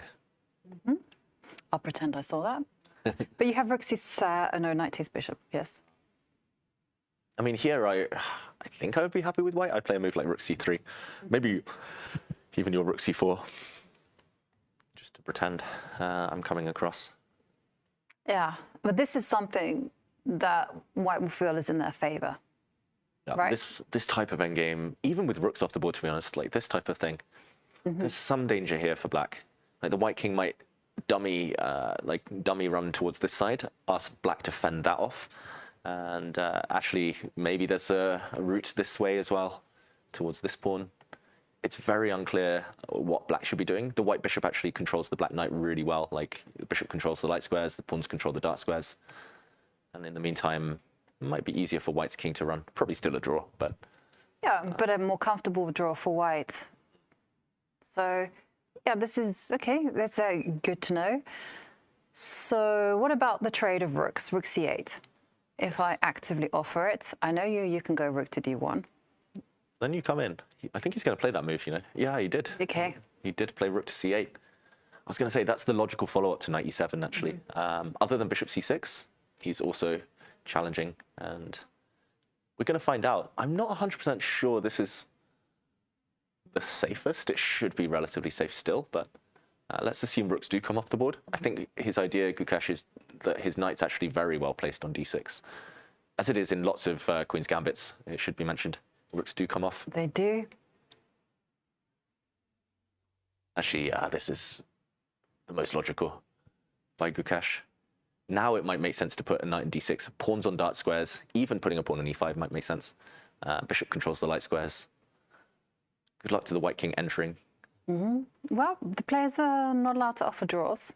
They have to keep the game alive until move 40, and then they can offer a draw. We should start paying them by the move. Prize money should be divided on. Actually, they'd make the same number of moves. There must be a way to do it. There must be a way to do it. Yeah, but I wish I was paid by the move. I think commentators should be paid by the hour. Yeah. Not the moves. Not the moves, yeah. I mean, I'm just happy to be here. Yeah, David should be paid by the move really, for his games. I really should. Should have that in your Team England clause. I saw a blog recently by Dr. John Nunn. He's been writing articles about like some of England's most famous players, and he pointed out I've got something like 37 games on the database. There are over 100 moves. Wow. And he was like, not all of them are serious. I was like, what? What do you mean? What do you mean? I was trying to grind down my opponents. All of them are serious. Yeah. I mean, there was one rook versus rook that I just played on because my opponent had triggered me, but in a blitz game. But other than that, I mean, it's a style of chess, right? You played on rook versus rook. In a blitz game against... It was a double round blitz tournament, and in the previous game, my opponent had hidden the queen from me. I was winning. I was about to make a new queen, and I found out my opponent had been holding the queen away. While I was trying to grab it off him, I lost on time. So I was like, the next game I wanted my revenge. Yeah. Did you play out 50 moves? I think we played about 100 moves with Rook. With Rook. Oh, wow. Yeah. So they were also angry. I mean, I was just, it was half a joke, but. Okay. But yeah, I guess John Nunn was more of an attacking player than me, so. But yeah, this is one of those types of positions. It could go on 100 moves. It could just go on 5 more moves. It's hard to tell, right? Yeah, I mean. Depending on the mood of Ding, most likely. It's not going to be easy, though, because, okay, so Ding goes knight to, where to put the knight? This knight, it's less clear where it wants to go. The black knight definitely wants to go to d6 because it's actually got a clear route towards white's pawns if the white king moves too far away. So, okay, let's. Somehow I feel like knight to d2. D2, okay. But knight to d6. Knight's come off. I think it's a relatively easy draw. And now bishop f3. 3. I think black will put a pawn on b6 anyway. Dark squared pawns complement a light squared bishop. And I know what you're going to do. If I go knight b3, you're going to go e5 and just deprive the knight of any route in. Yeah, okay, so nothing. Again, yeah, just controlling the piece. The white knight wants to end up on d5 somehow, but by the time it gets there, it's going to take 4 moves. The black bishop will control that square. And actually here, I think black's actually set up a barrier. So talking of ice cream flavors, I think bishop for bishop exchange should be a draw. Actually, black might be quite happy because black's got a lot of central control now. Knight for knight exchange is going to be a draw. I think black having 1 weakness isn't enough. You need 2. Even, for example, if it's kind of these 2 pieces come off and it's just white's bishop versus the black knight, black has a total barrier across the board. There's no way the white king ever gets in now. I have a question. So I was thinking, I completely agree. This is not what you want as white because black controls too many central squares. But one of the things that I tell my students about endgames is so basic. You're either playing for checkmate or to promote your pawns. Literally those are 2 fundamental goals. And I was thinking, like, how is white ever going to create some kind of passed pawn? So, and I know I'm not going to be met with enthusiasm, but work with me. I'm thinking that if white could go, if you go knight d2, but if you go f3 for g4, and you try and create an outside passed pawn. Interesting. So, for example, let's say black plays knight d6. Gukesh does play knight d6. Yeah. Makes sense. Improve your pieces. Clearly, that's the best square. Oh, I think we're going to see a draw. Jovanka, I mean, maybe some plan like that, but it does kind of leave white with an isolated pawn. But knight to c4 is a very clear signal of intent. Okay. 81.8% chance of a draw according to Leela Zero. I would say that's conservative, if anything. Yes. So, well, with the knights come off, then the bishops will start shuffling. And will this be the quickest game? In terms of duration, yeah. Time, yeah. I mean, we'll reach move 40. The players, unless they repeat moves before that. Well, they can, can't they? They can go bishop c6. There you go. And then one goes bishop to d3. The other one goes bishop, okay, f4. Game 2, Jovanka, that was only around 23 moves, if I remember correctly. But I don't know, I felt like it was very, very tense, and it took a long time. It did, yeah. I mean, this one, just to highlight what Gukesh is likely to do, black is at least symbolically slightly worse because these pawns are stuck on light squares, which means often that your bishop is bad with pawns on the same color square. But I would start putting pawns on dark squares. Like pawn on b6 will stop white entering with the king. Pawn on h6 will mean that pawn isn't hanging later. And then the black king, I think, can safely sit on a square like d6. Yep, b6 played. Just barrier on the dark squares with the king and pawns. The light squared bishop will create a barrier of its own. And like you said, there's no passed pawns. That's the currency in these types of positions. If there was one weakness that black's pieces were definitely tied down to, then maybe some chances, or if white had a passed pawn. But ultimately, okay, it's like a draw. King c3. Now the player's playing very quickly. King to d6. Okay. Are we going to see the white king step up to the middle? Why not? Yeah. Why not? And then I think the bishops will just start shuffling, right? Oh. First, Ding making some pretty patterns with his pawns. All of his pawns on the opposite color to his bishop, which is objectively what you should be doing. But yeah, just no inroads into black's position. Do you think this is the cleanest draw for either player so far? At least Gukesh, he had to defend a little bit, but I mean, compare it to game 9 just before the rest day, where Ding had to find quite a few accurate moves. Well, there were some tactics. At least this game's been devoid of any tactics, really. yeah, I mean, we were very excited in the opening because we really thought that white had a very nice position. But somehow it never materialized into anything. And then it was just a steady equals. Yeah, that's the issue with these types of positions when the pawn structure is quite symmetrical. It suits certain types of players, maybe, I don't want to say like myself, but like players who like the long game where you can grind away, no risk.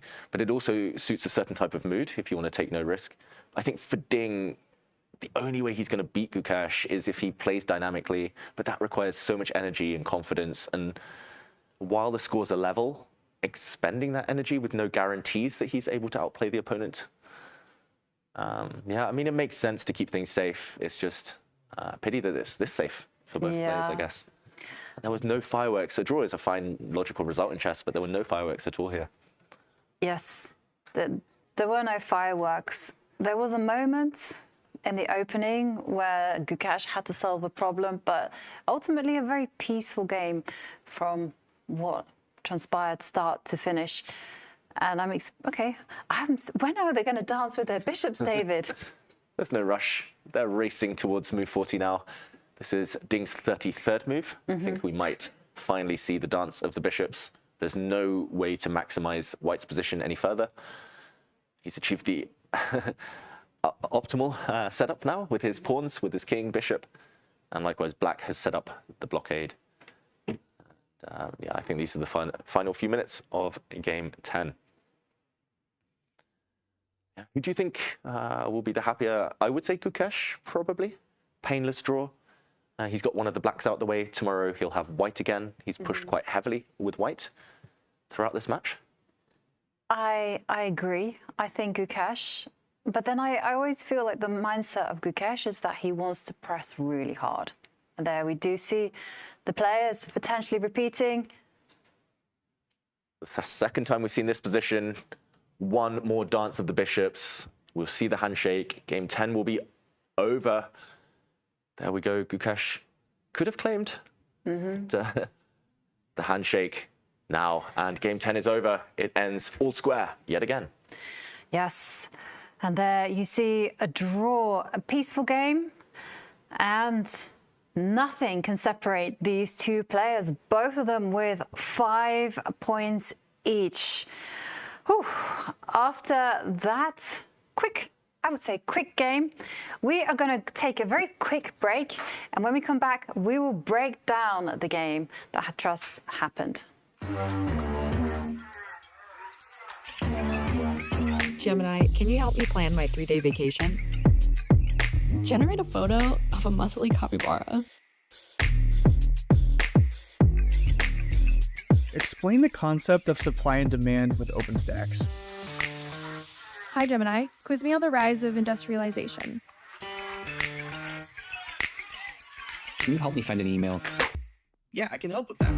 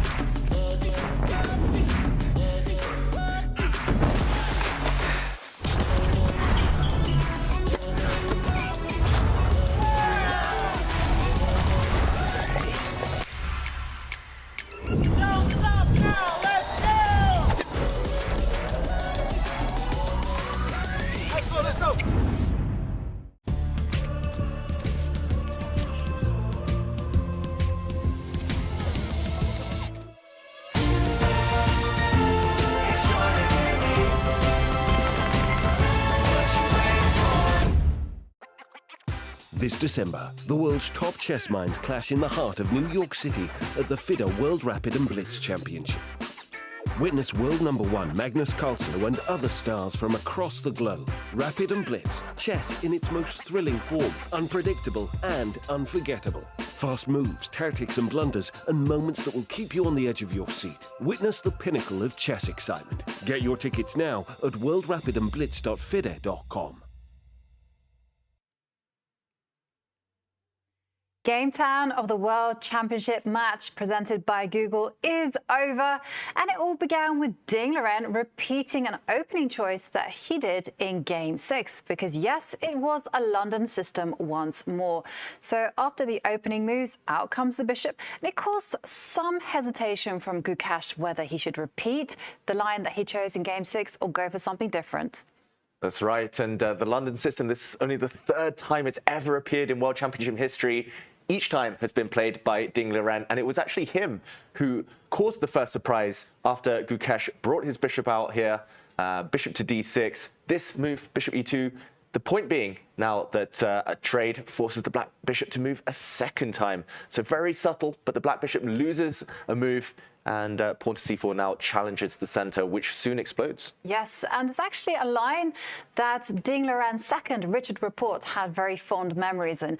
But there we did see a trade of pawns on c4, and we were wondering what method should Gukesh adopt? Should he trade queens? Should he perhaps just keep the tension on the board with a6? But Gukesh stuck to his nature, and he chose the most principal move, that was coming out with the knight to the edge of the board. And this is the first time that we saw Ding actually think.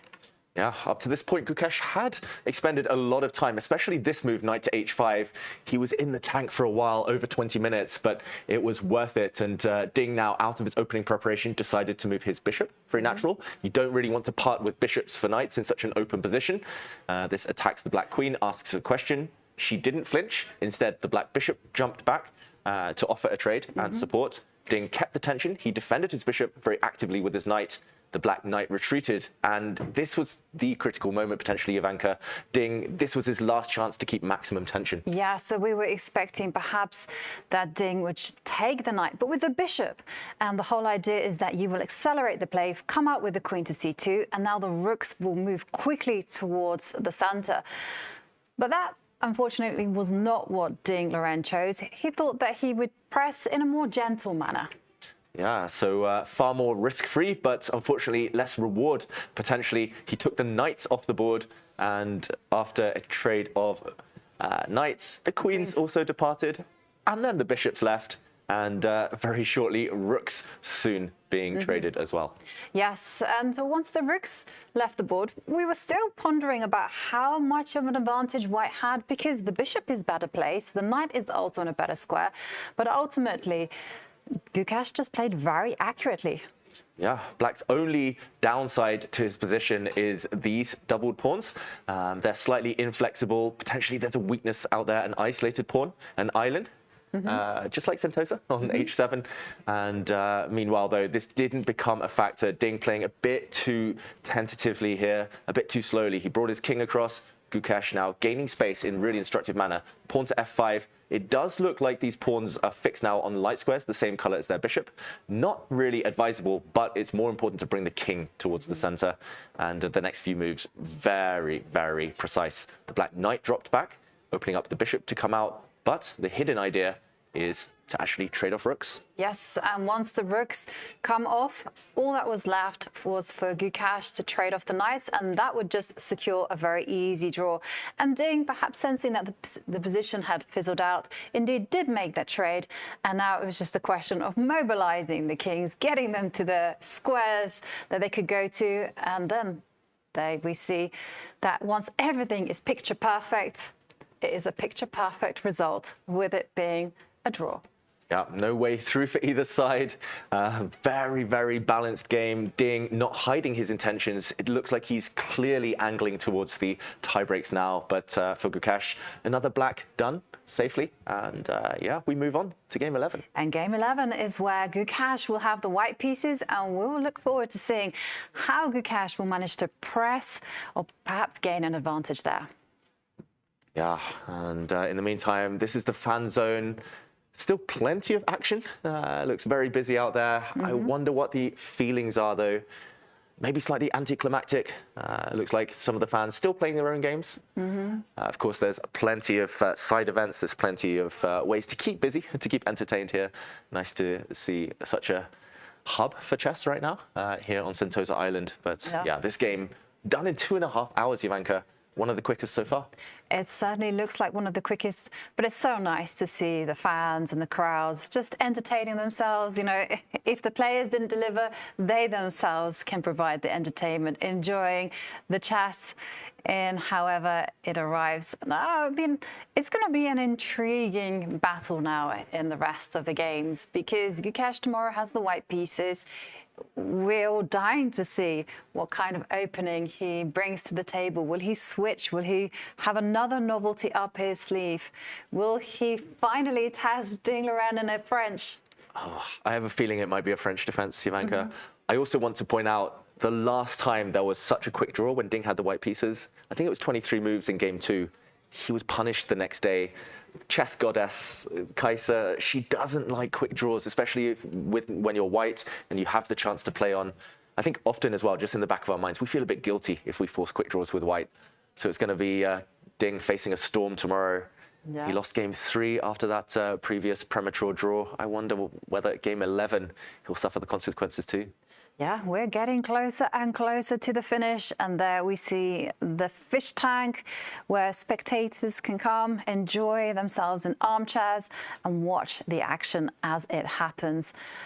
Oh, it is... You know something, in World Championship matches, there comes a time, like normally between 9 and 12, games 9 and 12, where the players get a bit nervous and there's suddenly like a flurry of draws. Having said that, this is the 7th draw in a row. Yeah, 7th draw in a row, but very different draws among them. Some of them were really fighting draws. Both sides had chances, up and down moments. Gukesh turning down draw opportunities. This one felt a bit less fighting. But yeah, like you said, there's so much at stake now. They can smell the finishing line almost. There's 4 more games of classical chess. In the meantime, the press conference is about to start. Yep, and let's go straight to Grandmaster Maurice Ashley with the players.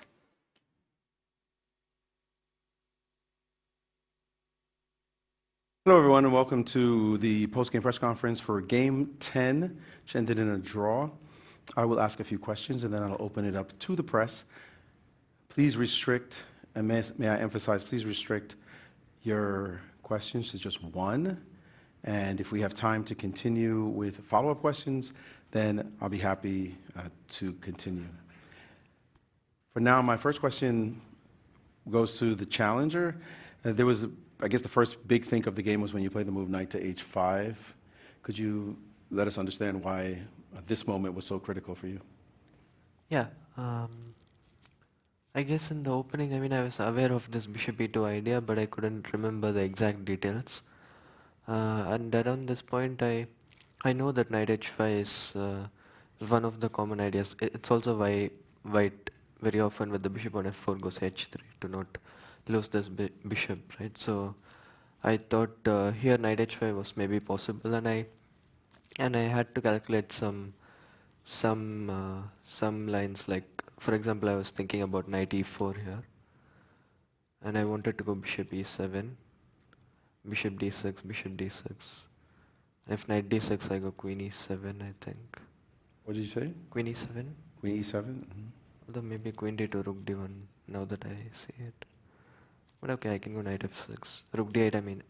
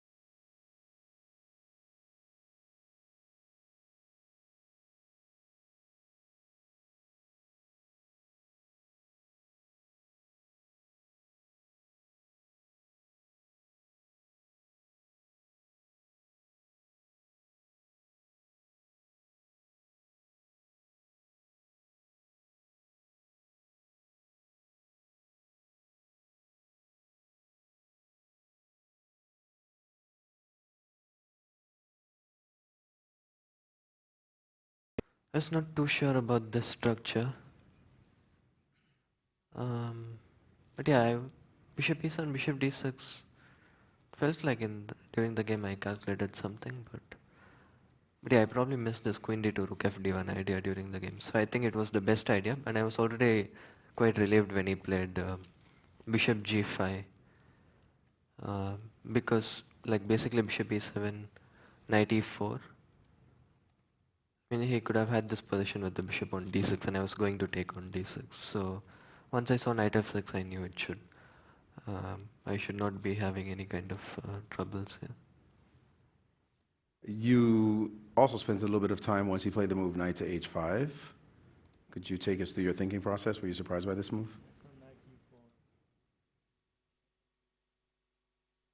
I don't think we're getting your mic, I'm sorry. No, it's not your fault, don't worry.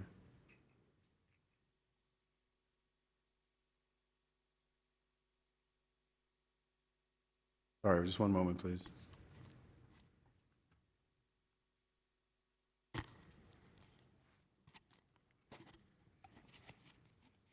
gonna, do me a favor, keep talking to this. Now. Oh. Just talking to that. You can just talk. Just use that to talk. I thought this is harmless, but this pawn structure.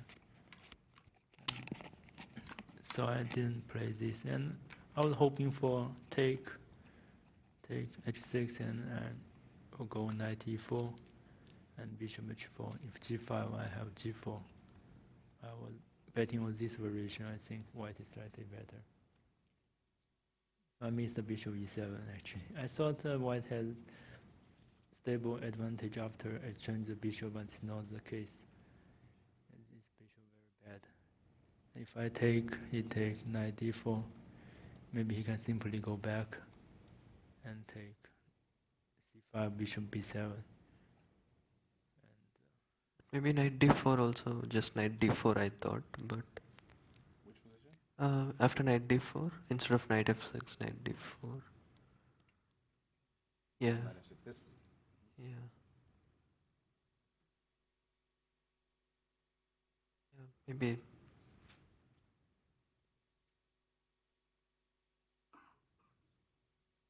Also, I could start with g6. I don't know if that makes a difference, but...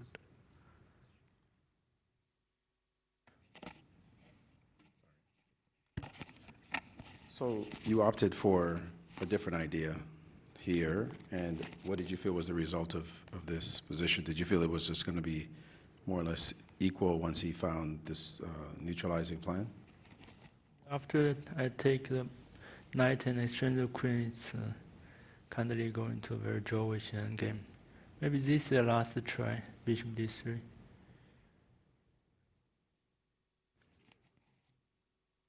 He cannot take on f2.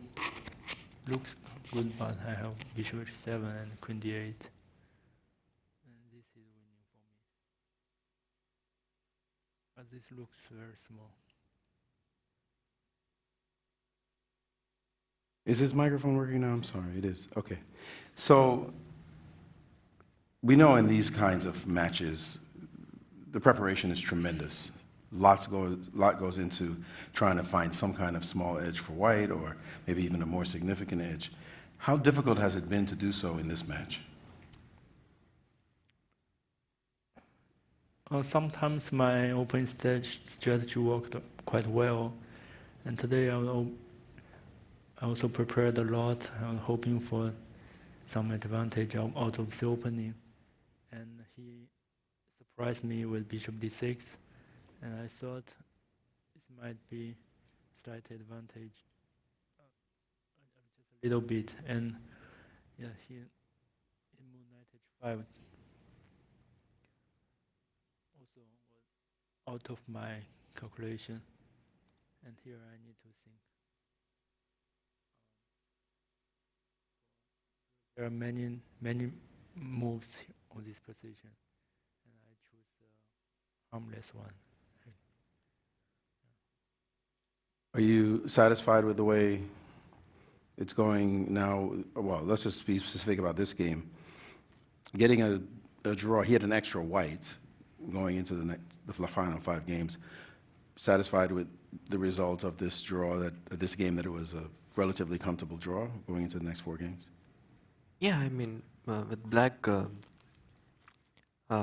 mean, obviously I'm up for a game with both colors, but with black, I mean, to get a solid draw like this, it's obviously a good result. But yeah, I mean, it's, as I said, like it doesn't make nowadays white and black color doesn't make a huge difference. So it's just 4 more very interesting games to go. And about this game, I think the quality was high. Maybe somewhere I could have, maybe both could have improved at some point. But overall, it was just a solid draw, which is very normal. Let's follow up though. It may be a solid draw that's very normal, but it's the 10th game of a 14-game match. Everybody's feeling the tension, all the fans and reporters and the like. How are you feeling knowing that these next 4, it's no longer a 14-game match, it's a 4-game match where any mistake could be disastrous?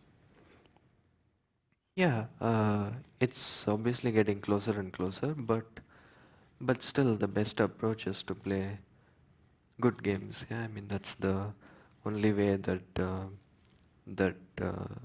like good results can come, and that is what I'm trying to do. Same for you before I open to the press.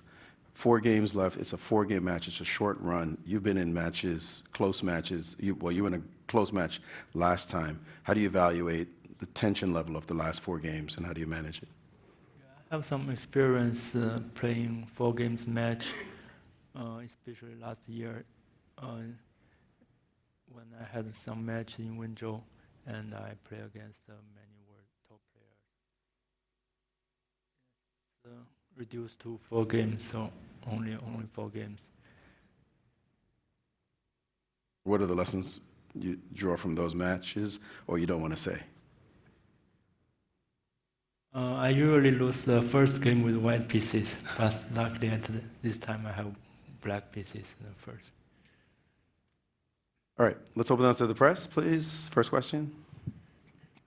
Michael Rahal, here as a Deputy Press Officer for FIDE. Question for Ding. Ding Liren, I noticed today a couple of Richard Rapport games in this specific line, so I wanted to know if he influenced your opening choice today in this opening, as he's played this before a couple of times. It was my second idea, Bishop E4. Could you elaborate a bit more? Hmm? Could you elaborate a bit more on the different ideas you had prepared for this game? Apart from this line, I also prepared the other line. Okay, thank you. Harry Schark, Chess Magazine Carl, Germany. My question is to Ding. Today you hesitated before your first move. What was the reason for this hesitation? Suddenly I realized it's the same to start with d4 or knight f3, because he will also go d5 if like the previous round, then I can transport to the game by playing d4.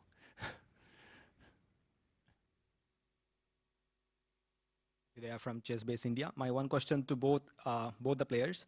With just 4 games remaining, do you think the value of each move is increasing in each game? And would that impact your risk-taking appetite for the remaining games?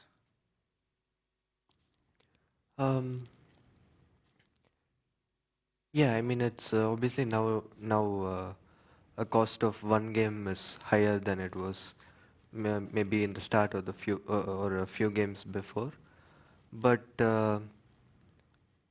yeah, I mean, my approach and my goal is still the same, to play good games in every single game.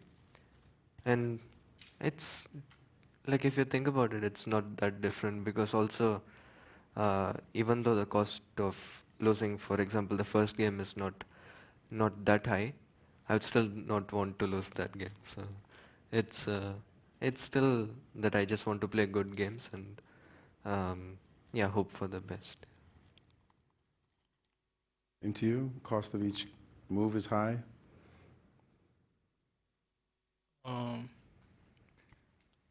Yes, that means there's not so much room to make mistakes. Every lose will result in a very bad situation. And we need to be careful at every move.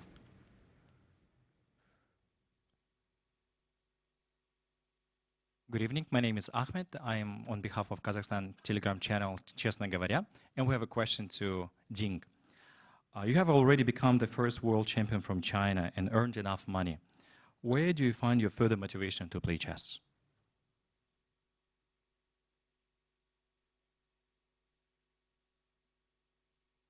Because it's a title match that I want to defend it. Actually, I did not play so much during the last years. But this one is very important.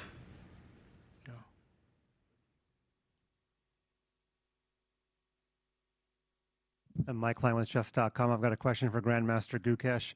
In pretty much every round, when Ding Liren travels back from the playing hall to the media center or to the press conference here, he's got one of his Grandmaster seconds with you. But you traveled with your father, who has had the benefit of engine analysis. And I'm curious if you've ever asked your father on the ride here about questions about the game or anything, because, you know, he's had the technology access and you haven't. So any discussions of chess with you and your father on the way here to the press conference in any of the rounds? Not in too much detail, but if there are some important things, for example, the game that I was winning with black, yeah, I mean, I don't remember the number, but that game he told me, I mean, I didn't realize I was also losing at some point, so he told me in this car ride that I mean, I could have lost a piece in that crazy game. So yeah, some important details like that, but not in too much detail. Yeah. Do you ever ask him a specific question, or does he offer it, or can you, like, he's the first chess player you talk to, so. Yeah, he would be happy to hear that he's a chess player. He's following the games on the phone. I'm sure he understands what's going on. Yeah. I mean, yeah, sometimes if I feel like something I want to know, I ask him, but in general, we don't talk too much about about the game. Yeah. Thanks for letting us know. Charlize, on behalf of your fans on FIDE social media, this time from follower Curry Not Curry. What's the most unexpected or surprising thing you've learned about yourself in this championship?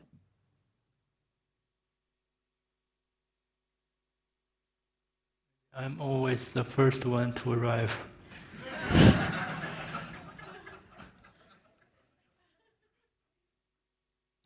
I don't know, like, I mean, I'm learning a lot about chess and with all the work that is going on in preparation for the match, but what I learn about myself,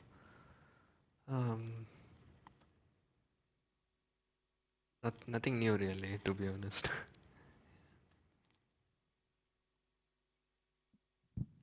Hello, this is Supriya from Bangalore Chess Club.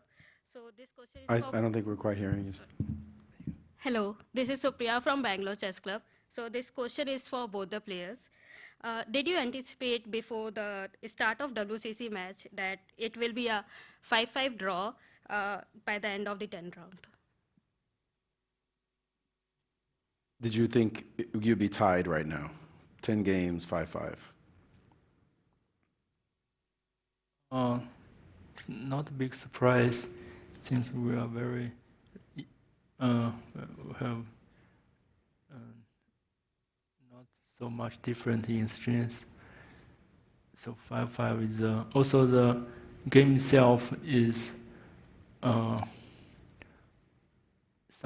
of the game are better for him and some of them are better or even winning for me. So it's a fair result so far. I mean, obviously, like, it's one of the possibilities that the match could be tied. It's Yeah, it's not a huge surprise.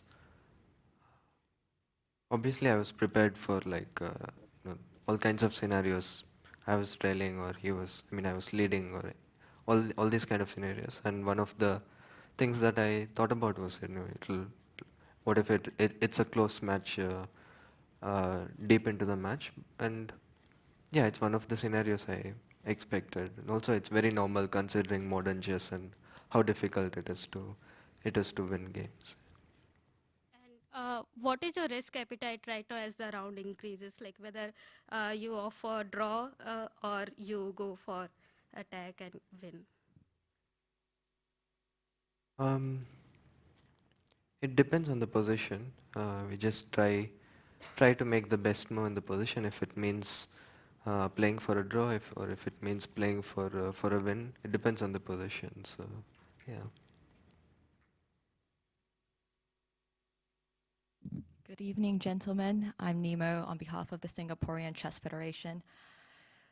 A short view back to the past. 30 years ago, Bobby Fischer told us in chess, so much depends on opening theory, and memorization is enormously powerful. It is really deadly, and that is why I don't like chess anymore. 30 years later, Garry Kasparov told us nowadays a 13-year-old would probably know more than Bobby Fischer would probably knew when he retired. They analyzed all the moves and prepared themselves on their computers. And Magnus Carlsen said after a tournament, I don't know which tournament, that his games are like homework. So question for both of you. Is chess today too reliant on computers and predetermined theory? Are you too much under effort, too much under pressure to come with new ideas deeper and deeper into the opening? And what are your wishes for the future of chess in terms of engines, less or more?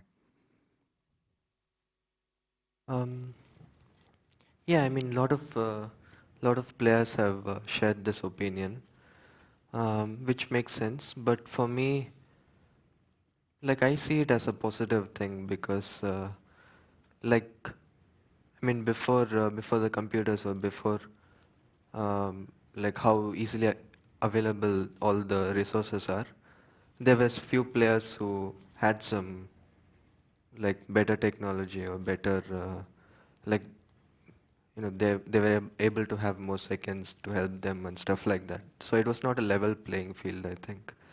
And now, because all these resources are easily available to all the players, chess is becoming more of a sport. Yeah, I mean, it's everyone has the same resources, and you just have to find that little edge that will help you stand out. So I think this is the way it should be. So yeah. Course nowadays require a lot of open preparation. It's aim to get a game, not a theoretical draw. But the game was decided many times in the middle game or even in the end game, not just finished out of the opening. Still, your real strength matters when coming to after the opening. Also, even if you get nothing in the opening, if you can play like the engine, play with the most accurate way, you may also beat your opponent. Sometimes we over-evaluate the importance of the opening. Thank you. Engines are not taking over. Got it. Thanks.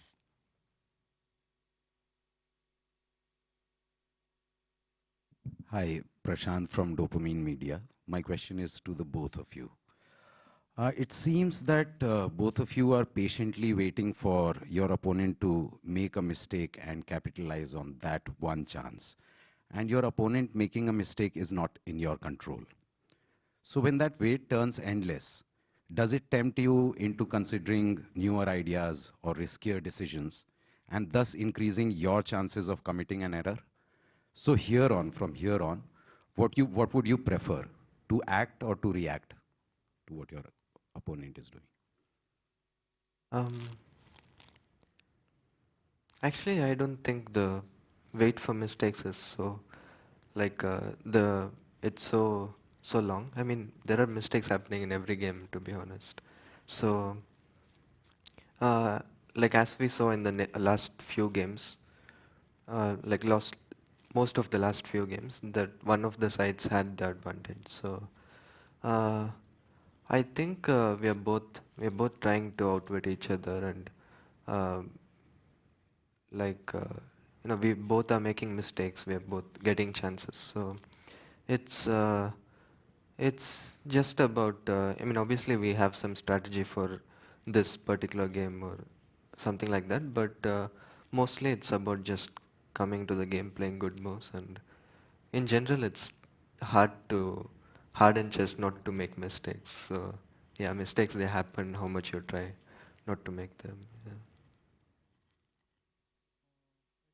Every game we are hoping for create chances ourselves, not hoping our mistakes, the opponent made mistakes. Otherwise, we'll play some tricks, some lines which are not objectively good, but we can trick my opponent. So I think that's the way we play.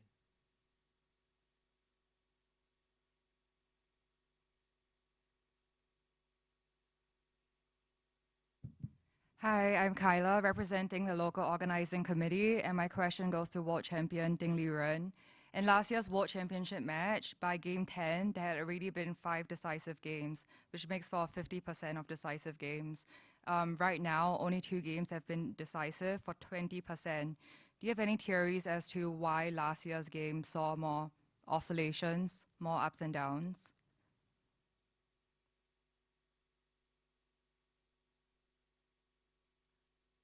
Yeah, last year, yes, there are many decisive games.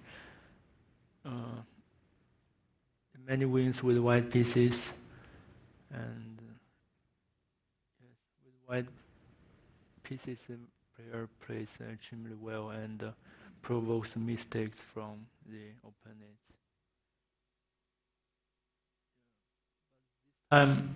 It can go the other way since there are many games that could be decisive, but the end in draws. Okay, thank you. From Malayalam Manatama. Please come closer to the microphone. We know that both of you are into a little bit of philosophy. In life, there are, I mean, pleasant and unpleasant surprises. But in chess, it is often nasty surprises. So how do you cope up with, when you initially, in the initial part of the game, when you meet with a nasty surprise, how do you react to that mentally? My question is for both of you.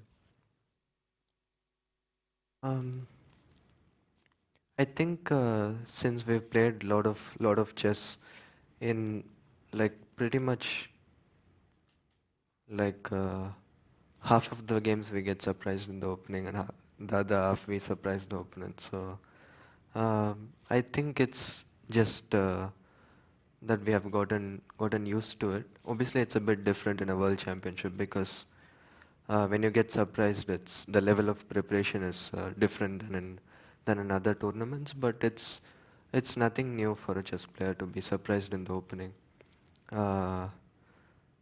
and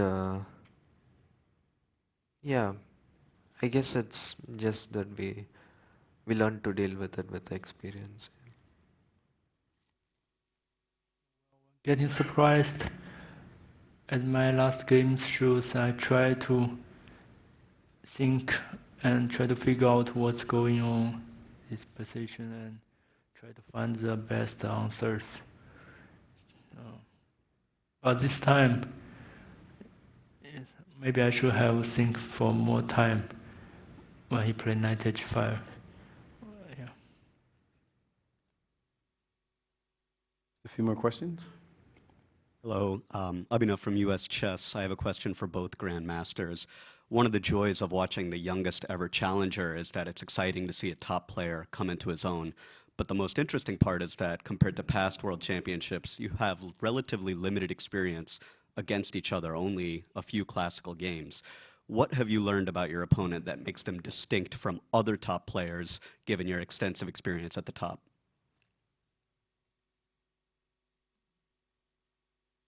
My opponent is very young and can be said a newcomer to the top tournaments. So his rating progress is extremely quick in recent years. So, but in the past few encounters, I had very good results against him. But we can see in this time he improved his score a little bit.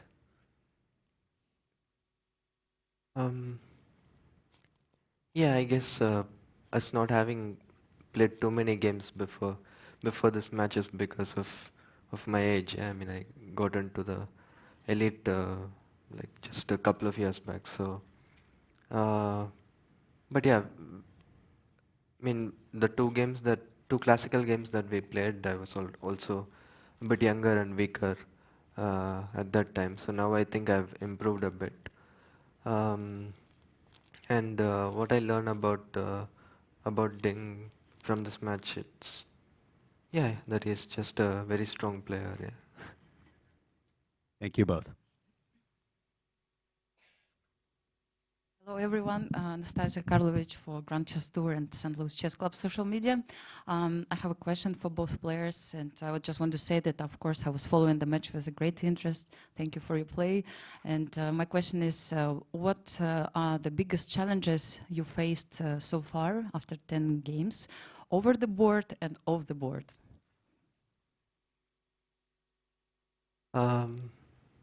Biggest challenge over the board, I guess.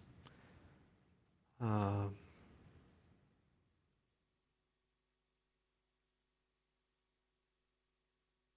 guess the first game was a challenge in many ways. Like, obviously, I was dealing. I mean, it can also be said off the board, but like I was dealing with some new nerves and just. I mean, the first game of World Championship was just a different experience. So that was quite a challenge. And also off the board, I think that was the game where I lost. So it can be said that was the challenge both. I mean, the biggest challenge both on and off the board. But I'm happy with how I handled it, and I think I found my rhythm after that. So yeah.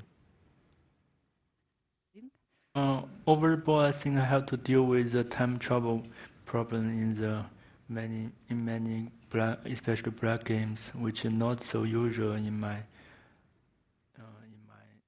games. Off the board, maybe the length of the tournament it lasts 40 rounds. It's the longest match tournament which I have ever played. Also, memory some opening lines, which is quite challenging. Thank you so much for your answers. Thank you. Hello, Maria for the chess streaming channel. The question might seem a bit silly for strong players out there on the internet, but it's very interesting for me and a lot of weaker players. Nowadays, as many times already said, the preparation with computer is so important, and we all spend so much with ChessBase and learning the lines. But it's an interesting fact that actually, Gukesh, you said many times in the interviews that you are much more maybe a classic approach player. You prefer discussions and maybe working with the physical board, that you don't spend so much on playing chess on the internet and spending time with computers. While Ding is the opposite. Even 10 years ago, he was throwing these enormously long lines with computer preparation and was working with computer already so much ahead of the rest of the field. Could you please tell how much time during the match and coming into the match you spend working with computer, and how much on the physical board? And do you play practice games against your seconds on the board, or do you prefer to work with computer? Thank you. Maybe Dean can start. Yes, I think it's a useful way to practice or to play the games on the physical board. Yes, when I did so, I think I improved a lot by this way of training. But coming here, yes, we need to be efficient. So most of the time I study and analyze on the computer. Only after the game I review the games with seconds on the board. Yeah. Yeah, I mean, I do like playing training games with my team, and I like to train on over the board when possible, but yeah, to like to cover more stuff, you need to also spend. I mean, it's not easy to put back the position each time once you go through a line on the board. So most of the time I spend on computers, but whenever possible or whenever I feel like it, I do like to uh, I do like to use the chessboard. If the players may indulge me one last question, it often happens that you have people in your camp who are there calming you down, maybe making jokes and the like. Is it ever a situation for you that you have to calm other people down? Like, is anybody, you handle the pressure quite well. Is anybody in your camp freaking out a little bit and maybe a little nervous and you have to say, relax, everything is okay? I think they are more close to the truth of the position. They can have the engines with the help, so they are more certain of what's going on of the game. So yeah, they knew what's going on. So they have the answers.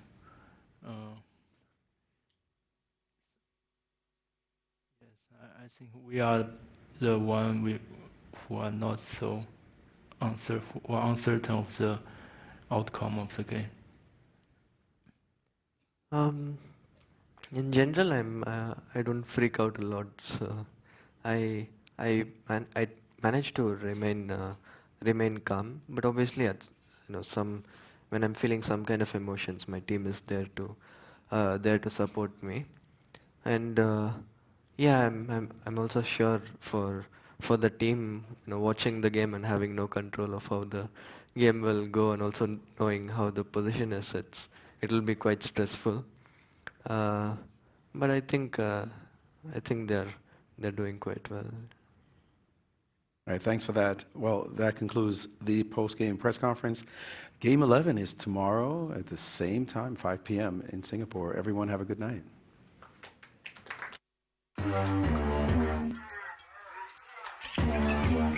Gemini, can you help me plan my 3-day vacation? Generate a photo of a muscly capybara. Explain the concept of supply and demand with OpenStax. Hi, Gemini. Quiz me on the rise of industrialization. Can you help me find an email? Yeah, I can help with that.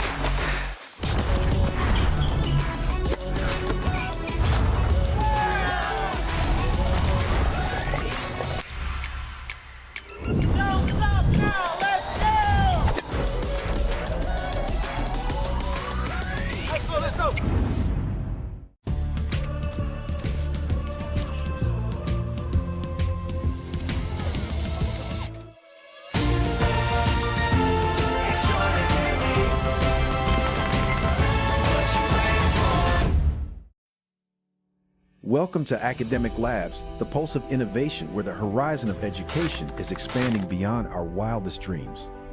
We are the architects at the intersection of transformative technologies, fusing the power of adaptive AI, the solidity of blockchain technology, and the versatility of non-fungible tokens, or NFTs, to weave an unparalleled learning paradigm.